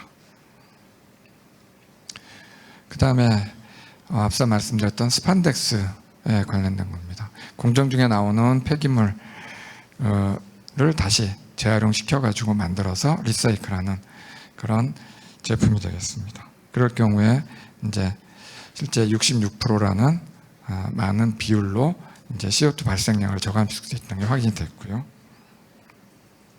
그 다음에 일부 제품들은 저희들이 이제 바이오에서 나오는 제품들을 사용을 해서 그래서 그걸 원료로 사용을 해가지고 제품을 만들고 있습니다. 이것도 LCA로 봤었을 때 이제 23%의 CO2가 절감되는 것들을 확인할 수가 있고, 이 제품들은 원료를 좀 더 바이오 함량이 높은 원료들, 그 다음에 그것들을 합성할 수 있는 기술들을 개발을 해서 그래서 제품들을 출시하려고 올해 내년도에 준비를 하고 있습니다. 실제로 적용된 제품들의 스펙하고 그리고 예시들을 말씀드리겠습니다. 저희 앞서 말씀드린 제품들 같은 경우에는 이제 저희들이 완벽한 서큘레이션, 그러니까 텍스타일에서부터 또는 파이버에서부터 다시 제품 패브릭에서부터 돌려가지고 다시 텍스타일로 만드는 요거를 했다고는 좀 미흡할 것이고요. 그리고 저희들이 바라는 순환 경제를 달성하기 위해서는 텍스타일 투 텍스타일이 개발이 필요하게 되겠습니다.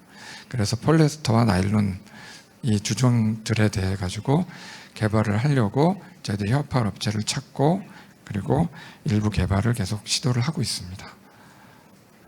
그럴 경우에는 피드스탁면, 그 다음에 이것 다시 재사용하는 데서 어떤 면에서 재사용을 할 수 있는지, 그 다음에 뒤에 시장에 있는 효과, 그 다음에 여기에 대한 기술적인 면, 이런 것들이 다각도로 검토돼서 생태계가 다 구성이 돼야지 사업을 할 수 있다고 판단을 내렸고요. 그래서 만들어진 제품들 같은 경우에는 저희가 생산하는 대부분의 제품들에 지금 할 수 있다는 것들을 확인을 했습니다. 그래서 폴리에스터 같은 경우에는 지금 현재는 저희들이 직접 다 이 폴리에스터를 텍스타일로부터 리사이클한 제품들을 만들 수는 없지만 이제 기존의 기술 개발한 업체들의 이제 일부 제품들을 가지고 해서 시제품을 만드는 것들, 그 다음에 그 시제품의 기능성을 부여해 가지고 원사를 만드는 것들을 계속 시도를 하고 있습니다. 그리고 일부 제품들 같은 경우에는 국내 이제 브랜드인 몽세뉴라는 브랜드를 통해 가지고 시제품을 만들어서 이제 작년도에 이제 전시를 하고 시제품을 선보인 바 있고요. 그 다음에 플리츠마마라고 하는 국내 또 브랜드를 통해서 이제 모자라든가 아니면 주름, 가방, 백을 통해서 이제 폴리에스터 그리고 말씀드린 나일론 제품들의 시제품을 선보인 바 있습니다. 그리고 마찬가지로 저희들이 만들어 놓은 이제 의류 제품들을 이제 나일론 이제 40의 3,4 또는 20의 1 같은 여러 제품들을 가지고 이제 시제품을 만들어서 의류들을 선보인 바 있습니다. 그래서 이 제품들은 현재 이제 아직 양산은 되고 있지 않지만 시제품을 만들어서 이것들이 상업적으로 전개가 가능하까지 확보를 하고 있고요. 이것들을 저희 밸류체인상에 그리고 협업할 수 있는 여러 브랜드들을 통해 가지고 이제 제품을 사업하고자 계속 노력을 하고 있습니다. 앞으로 저희들의 이제 계획은 이제 로드맵을 통해서 이제 말씀드리겠습니다. 그래서 24년도 작년부터 해서 개발한 것들을 순차적으로 현재는 나일론 100%의 폐원단들을 이제 PIR 그러니까 공정 중에서 나오는 스크랩들을 가지고 이제 생산할 수 있는 기술을 개발해서 상업화할 수 있는 그런 것들을 저희들이 계속해서 시도를 하고 있고요.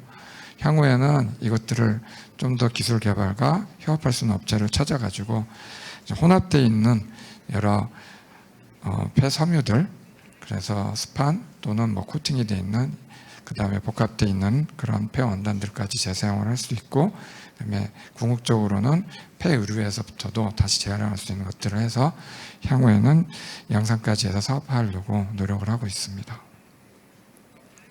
폴리에스터 같은 경우에는 지금 저희 일부 제품들 같은 경우에는 돼 있는 제품들을 기계적으로 재활용하는 것들에 더해 가지고, 그래서 혼합되어 있는, 그래서 스판이나 면이나 많은 혼합되어 있는 섬유들을 원료로 사용해서 리사이클해서 순환경제를 완성시킬 수 있도록 저희들이 이 로드맵을 가지고 계속 개발하고 있습니다. 요정에서 말씀드릴 거는 앞서 이제 3, 4년에서도 소개해 주셨듯이 국가적으로 이제 한국의 순환경제를 완성시키기 위해서는 섬유, 특히 화학섬유에서 주종을 차지하고 있는 폴리에스터가 리사이클하는 텍스타일 투 텍스타일, 파이버 투 파이버 리사이클 완성돼야 되겠다. 그러기 위해서는 그 완성을 위한 이제 전 국가적인 이제 개발업체뿐 아니라 연구소, 그리고 이걸 같이 지원해 줄 수 있는 기관들까지 이제 컨소시엄을 구성해서 국가적인 프로젝트로 개발을 해야 되겠다는 것들에 동감을 하고, 그래서 초기 원료에 대한 이제 분류 그리고 그거에 대한 전처리부터 시작을 해가지고, 그래서 화학적인 재활용과 그다음에 최종 섬유화와 제품에 이르기까지 31개 기관이 구성이 돼서 그래서 개발을 진행을 하기로 하고 올해 5월달에 출범을 해서 개발을 진행하고 있습니다. 여기서 저희들이 말씀드리고 싶은 거는 기존에 이제 리사이클 하는 기술들은 이미 어느 정도 개발이 돼 있지만 그것만 가지고서는 산업적으로 의미 있는 순환경제를 이루기에는 좀 많은 문제가 있었습니다. 그래서 각 순환을 하기 위해서 필요한 세부 공정들, 그러니까 폐 의류를 그리고 폐 원단들을 이제 들어있는 다른 이소제들의 분리랑 전처리를 통한 이제 염료와 가공제들의 분리부터 시작을 해가지고 이것들을 섞여 있는 면과 그리고 스펀덱스라고 하는 폴리우레탄 성분들을 분리해서 이것들을 다시 재활용할 수 있도록 하는 면에 이르기까지 각 기업들이 나눠가지고 기술 개발하고 그것들을 다시 섬유화한 다음에 이제 텍스타일과 그 다음에 산업적인 면에 있어서 일부까지 이제 용도를 개발하고 제품한 데까지 개발을 하려고 이제 진행을 하고 있습니다. 그래서 이것이 완성될 때 그리고 그것들이 완성된 이후에는 저희들이 이런 생태계를 저희 한국뿐 아니라 해외에 같이 지금 협업을 하고 있고 하려고 하는 업체들과 같이 협업해서 좀 더 완성된 형태의 순환 경제를 이룰 수 있으리라고 믿고 계속해서 노력해 나가도록 하겠습니다. 예, 말씀드린 내용들이 저희들이 이제 하게 될 방향이고 계속해서 기술 개발과 함께 저희가 생태계를 구성할 수 있도록 노력해 나가도록 하겠습니다. 예, 이상입니다.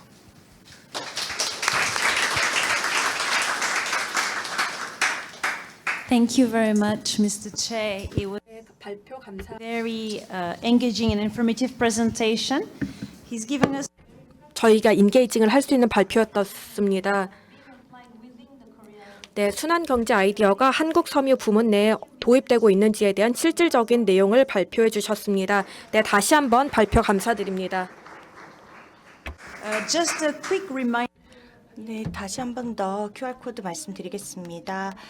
네, 만족도 조사 참여 가능하시면 해주시면 감사하겠습니다. 저희한테 굉장히 중요하거든요. 여기 그 QR코드 참여해 주시면 감사하겠고요. 그리고 지금 네, 이게 세션 끝날 때까지 제가 이게 발음이 잘 되면 좋겠는데 국가청정생산지원센터 공식 유튜브 채널로 스트리밍도 되고 있습니다. 그럼 이제 패널 토의 진행하겠습니다. 제가 말씀드렸다시피 산드라 메이네이의 강의입니다. 저는 SMK 댄스웨어 대표이사이고요. 제가 10년 전쯤에 서울에서 이 움직임, 편의성 또 친환경 디자인을 조합해서 브랜드를 만들었습니다. 제가 유럽과 한국 섬유 혁신가들과 함께 협업했고 효성 TNC도 제 협업 대상 중 하나였습니다.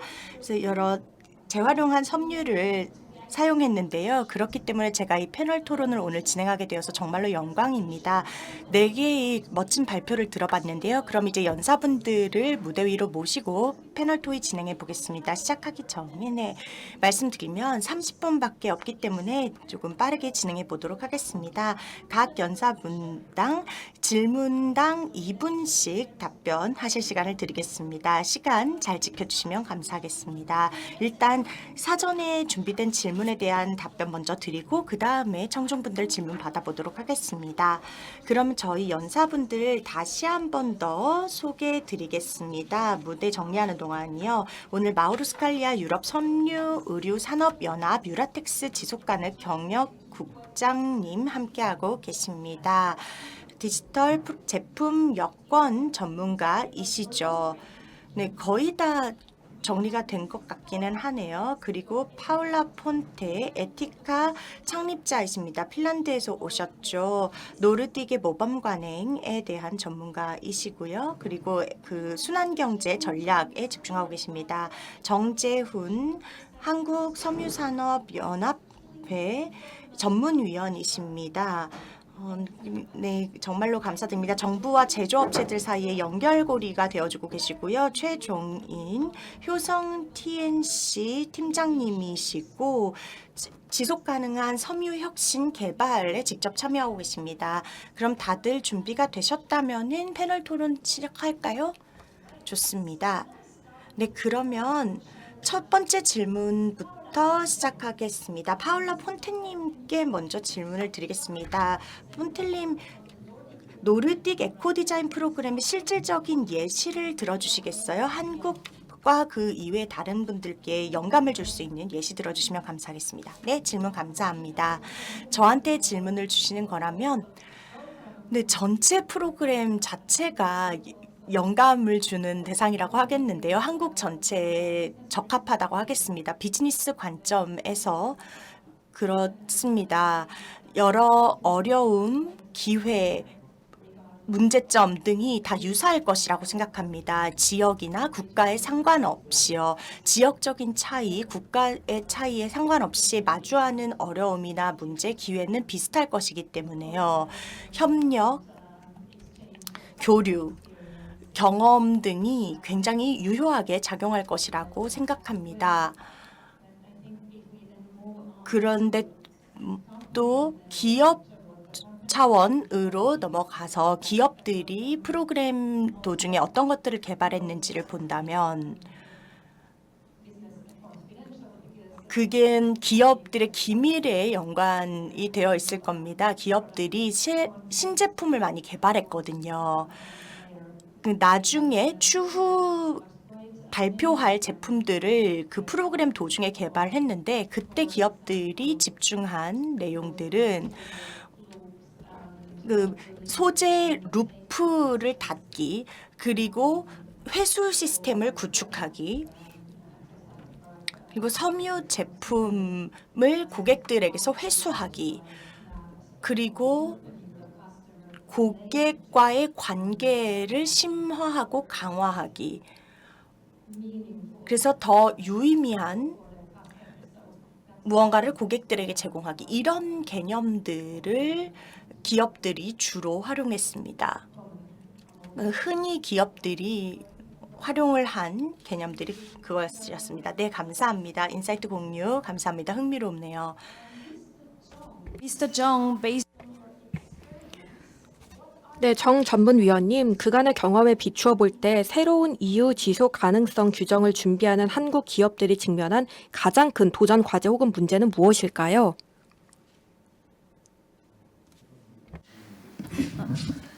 you have the mic. Yeah. 네, 마이크에 대고 답변해 주시면 감사하겠습니다.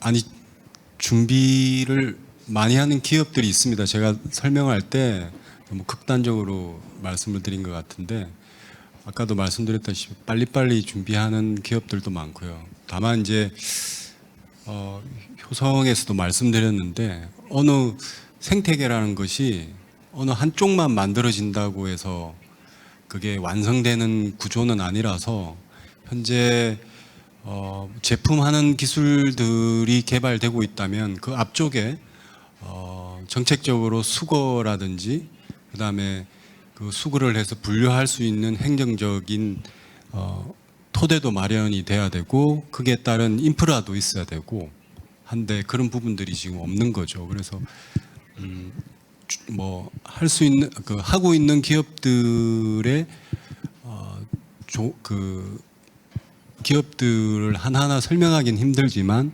어찌되었든 그 뭐 효성뿐만 아니라 각 기업들이 조금씩은 다 그 ESG라든지 뭐 친환경에 대해서 깊은 고민들은 하고 계십니다. 다만 이제 좀 정책적으로 뒷받침될 수 있도록 전체 생태계를 만들어가는 것들은 협업이기 때문에 그런 부분들이 조금 뭐 안 되는 것 같습니다. 네. Thank you very much. 네, 답변 감사합니다. 네, 혹시 이 토픽에 대해서 최종인 팀장님도 뭔가 말씀해 주실 내용이 있으실까요? 네, 마이크를 최종인 팀장님께 넘겨주시면 감사하겠습니다.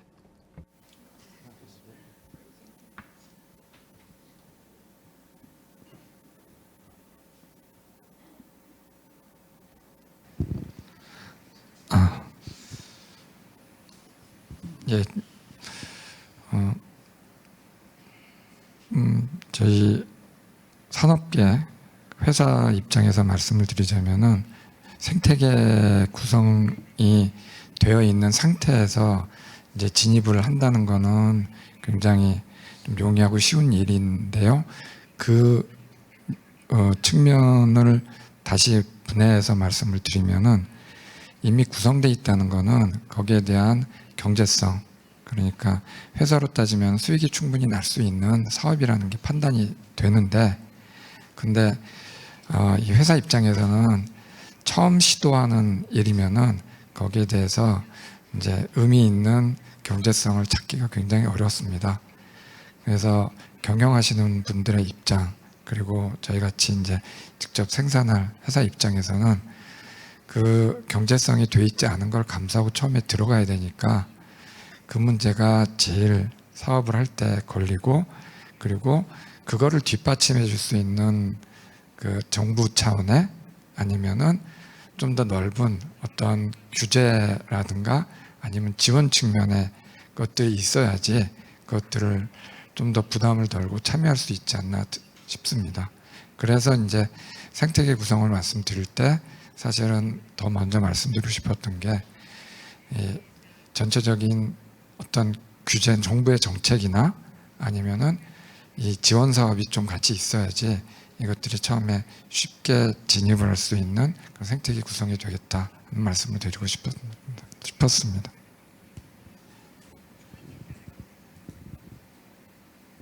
Thank you. 감사합니다. 그 마이크는 계속 가지고 계시면 될 것 같아요. In textile innovation, 효성 T&C는 섬유 혁신을 선도하는 기업입니다. 섬유의 순환성으로서의 전환을 가속화하기 위해서 정책 입안자와 기업 리더는 앞으로 2, 3년 동안 무엇을 가장 우선시하는 게 좋을까요? 굉장히 어려운 질문인데요. I'm sorry. I'm so sorry. 네, 정말 죄송합니다. 네, 천천히 답변해 주셔도 괜찮습니다.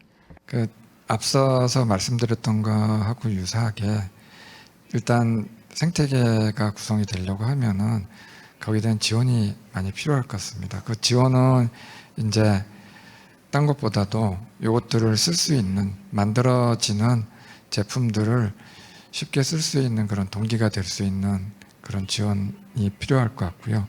그런 정책이 필요할 것 같습니다. 그런 면에 있어서 지금 제가 말씀드리고 싶은 거는 요 유럽에서의 에코 디자인 또는 뭐 아니면 DPP 같은 그런 패스트푸드의 정책이 상당히 빠르게 그리고 좀 더 확실하게 진행이 된다고 하면은 그런 규제나 아니면은 지원 정책이 어떤 제한이 이제 오히려 개발하는 데 동기가 많이 되고 생태계를 구성하는 데서 많이 될 텐데 예상보다 좀 빨리 안 되고 있는 그런 측면이 실제 개발하고 있는 산업계에서 이제 결정을 좀 미루게 하고 그리고 좀 더 천천히 하게 하는 그런 요인이 되지 않을까 싶습니다.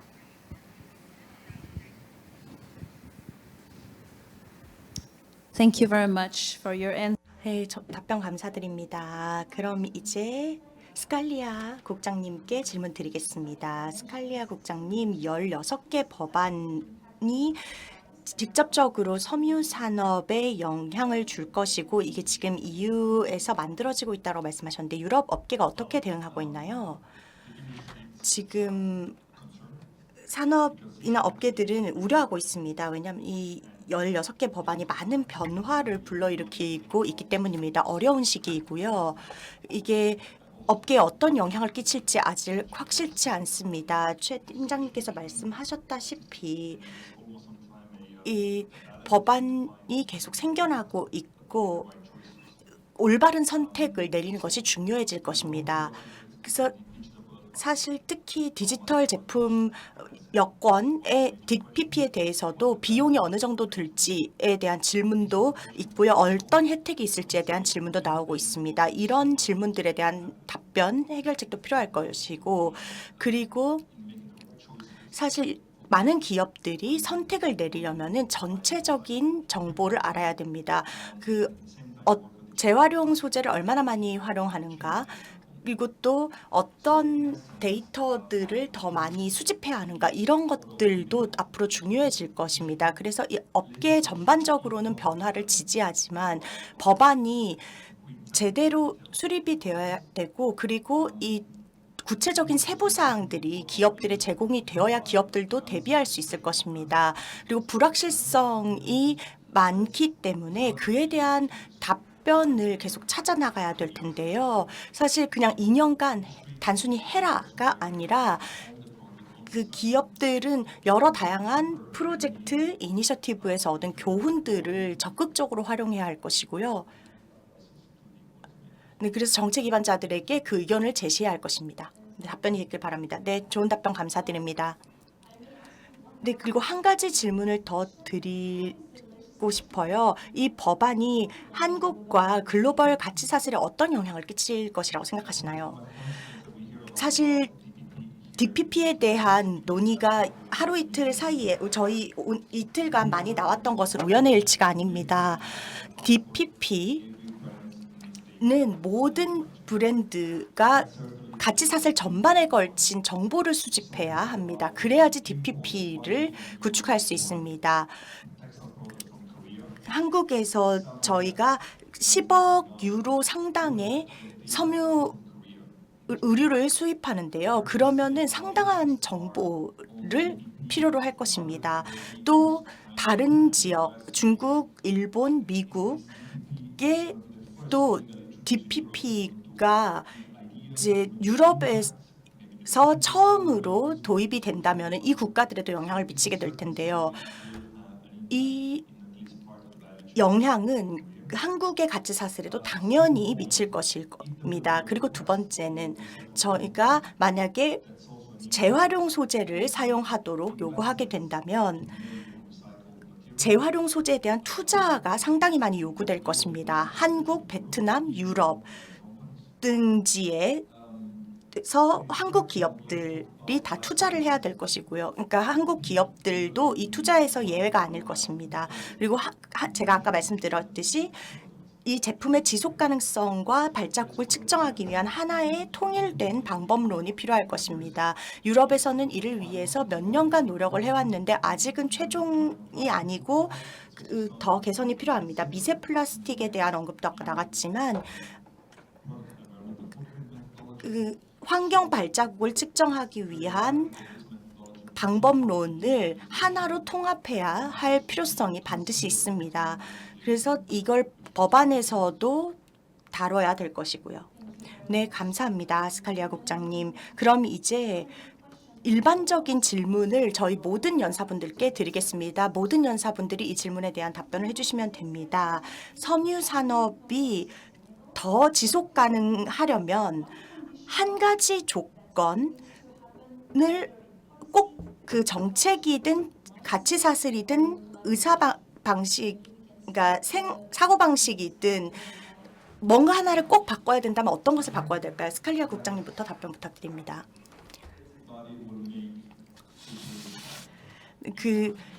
이 전환에서는 그 가치 사슬의 한 부분만 바꾸는 것이 아니고요.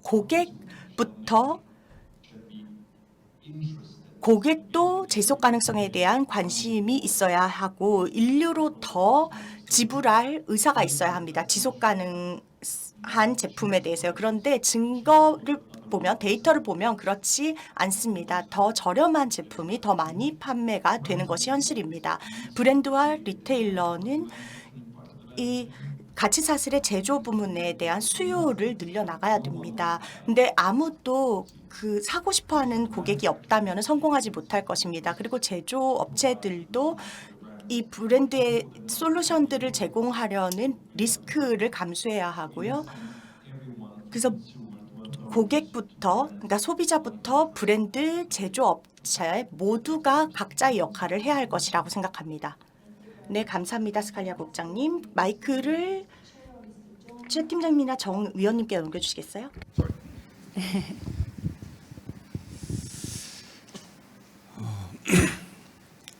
옆에 이야기하실 때 제가 짧게 고민을 해봤는데 그냥 해도 되고 안 해도 되고라는 것보다는 이제 국내 섬유 산업은 어떻든 제가 앞서 설명드린 대로 대체적으로 다 수출을 해서 그 재원을 확보하고 다시 기술 개발해서 다시 수출하는 구조라고 생각이 듭니다. 그렇다면 결국 해도 되고 안 해도 되고 하면 현재 좋은 것이 아니라 이제는 꼭 해야 되는 그 생존에 와 있다라고 생각이 들어요. 27년, 뭐 28년에 어찌되었던 유럽이 TPP를 시행을 하게 되면 방금 말씀하신 대로 우리 국내에 끼치는 영향이 작지만은 않을 것입니다. 시스템도 바꿔야 되고 생각도 바꿔야 되고 뭐 마케팅에서부터 뭐 생각하지도 못했던 회수해서 다시 어떻게 여러 가지들이 바뀌어야 되니까 이게 정말 무역 장벽 또는 생존하고 연결이 되는 거라서 그냥 나이스 투 해브가 아니라 머스트 해브가 되지 않을까라는 생각이 듭니다. 네. Thank you. 네, 답변 감사합니다.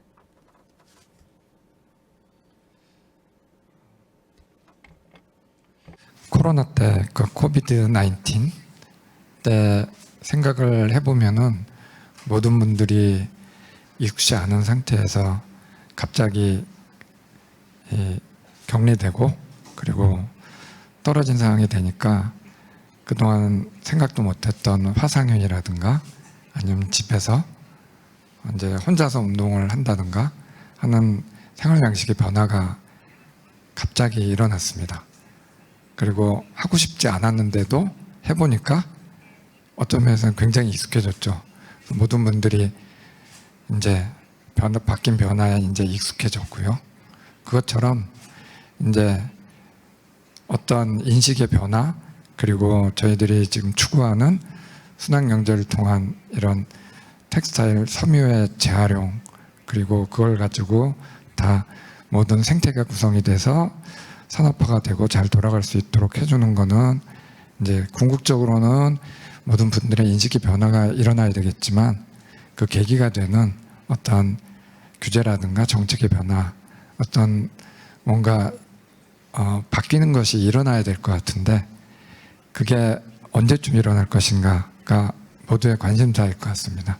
분명히 일어나긴 할 텐데 그게 20년 뒤에 일어날 것인가 10년 뒤에 일어날 것인가 아니면 갑자기 1, 2년 뒤에 일어나서 어쩔 수 없이 그렇지 못한 데는 도태가 되거나 큰 문제가 되고 하는 게 될까 하는 게 큰 관심사인데요. 그런 면에 있어서 이제 좀 앞서 나가고 생각이 있으신 분들 그리고 그걸 준비하는 기업가, 연구소, 대학 그리고 모든 기관 분들은 좀 더 빨리 오기를 바라고 있는데 그 계기가 좀 더 빨리 와서 모든 분들이 어쩔 수 없이 당연히 이게 좋은 것이다.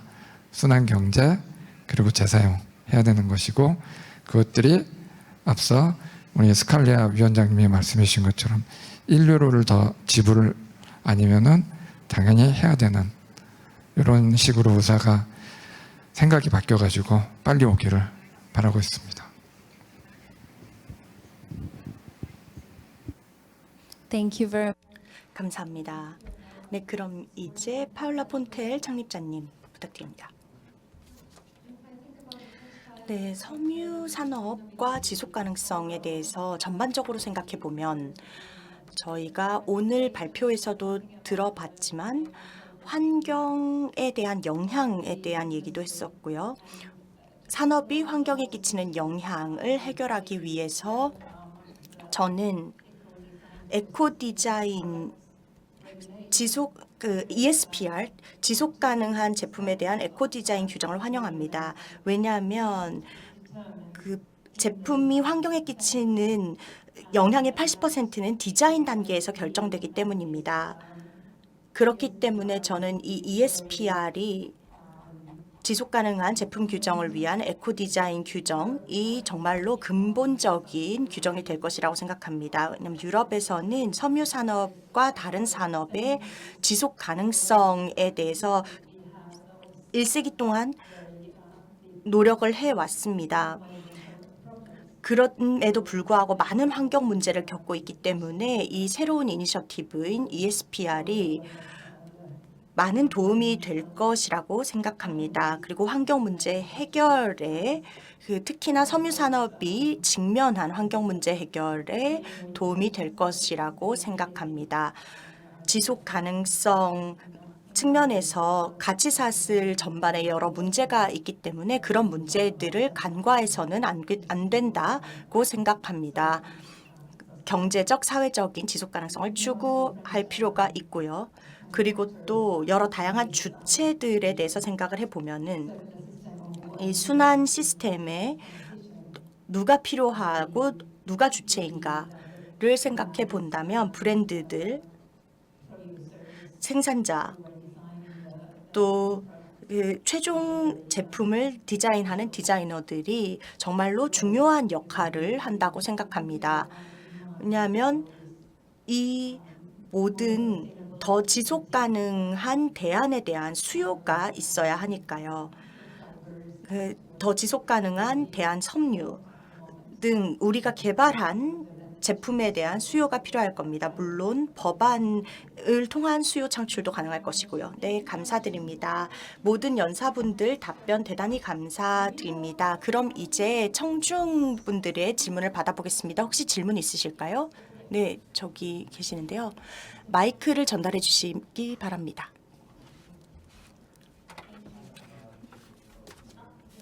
마이크가 작동이 되나요?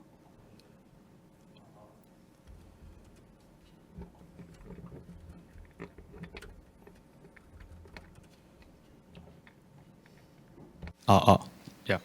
Hi. 안녕하세요. 저는 세그먼트입니다. 저는 한국 섬유 산업에 종사하고 있고 스칼리아 국장님께 질문이 있습니다. 그 데이터 균일화의 중요성에 대해서 말씀하셨습니다. 모든 관계자들이 그 데이터를 균일하게 유지하는 것이 DPP에 중요하다고 말씀을 하셨어요. 이게 2028년까지 진행될 것으로 예상하시나요? 마이크를 스칼리아 국장님께 전달 부탁드립니다. 작동되나요? 네. 시기에 대해서 말씀을 드리면 그 이전의 개입에 대해서 말씀을 드렸는데 계획상으로는 그 법문을 2026년까지 완성을 하는 것이 계획입니다. 그러면은 18개월 정도 이 공급망에 있는 기업들이 준비할 시간이 있을 것입니다.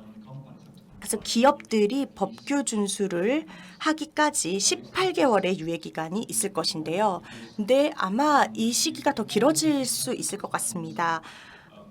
왜냐하면 이 의사결정을 하고 그 다음에 법률 조문이 나오기까지 조금 더 시간이 걸릴 수 있기 때문에요. 그래서 한 2년 정도 시간이 걸릴 것으로 예상되고요. 그리고 추가적인 시간이 더 필요하거나 더 걸릴 수도 있습니다. 그 IT 부분과 콘텐츠 내용 부분을 다 고려했을 때요. IT 인프라는 올해 내에 다 구축이 될 겁니다. 그래서 DPP에서 어떤 것을 통해서 소통할지는 올해 안에 결정이 될 건데요. 공급망이 이 콘텐츠를 다 사용할 만큼 준비가 될 것이냐, 그게 어려운 부분이거든요.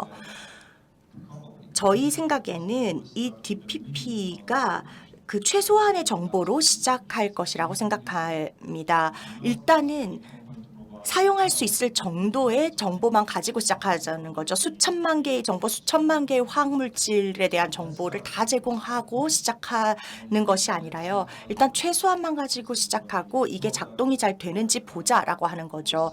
그러니까 MVP라고 하죠. 보통 최소 기능 제품 플랫폼을만 구축해서 시작을 하도록 하고요.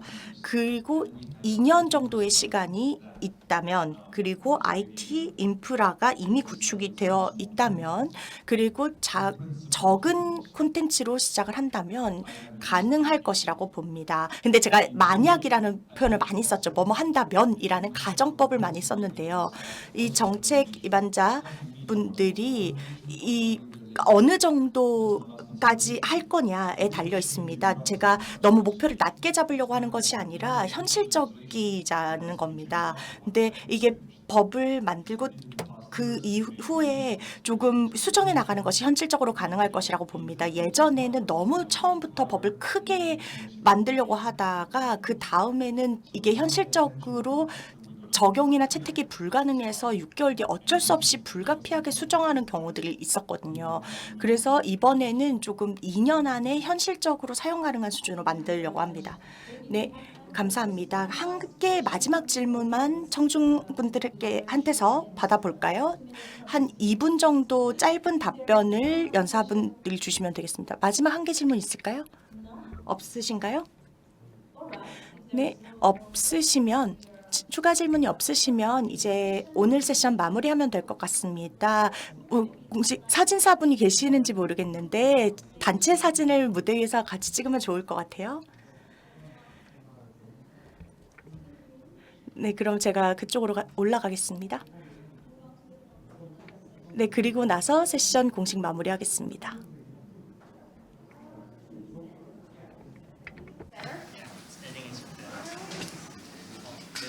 Turn off the projectors.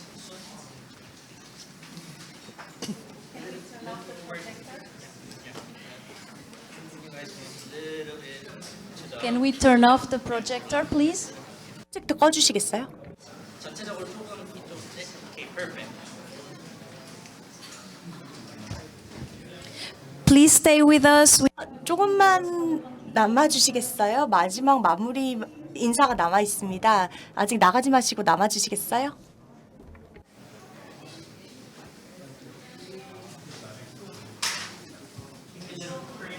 Yes. Right hand? Any hands you like. Right, thank you very much. 네, 감사합니다.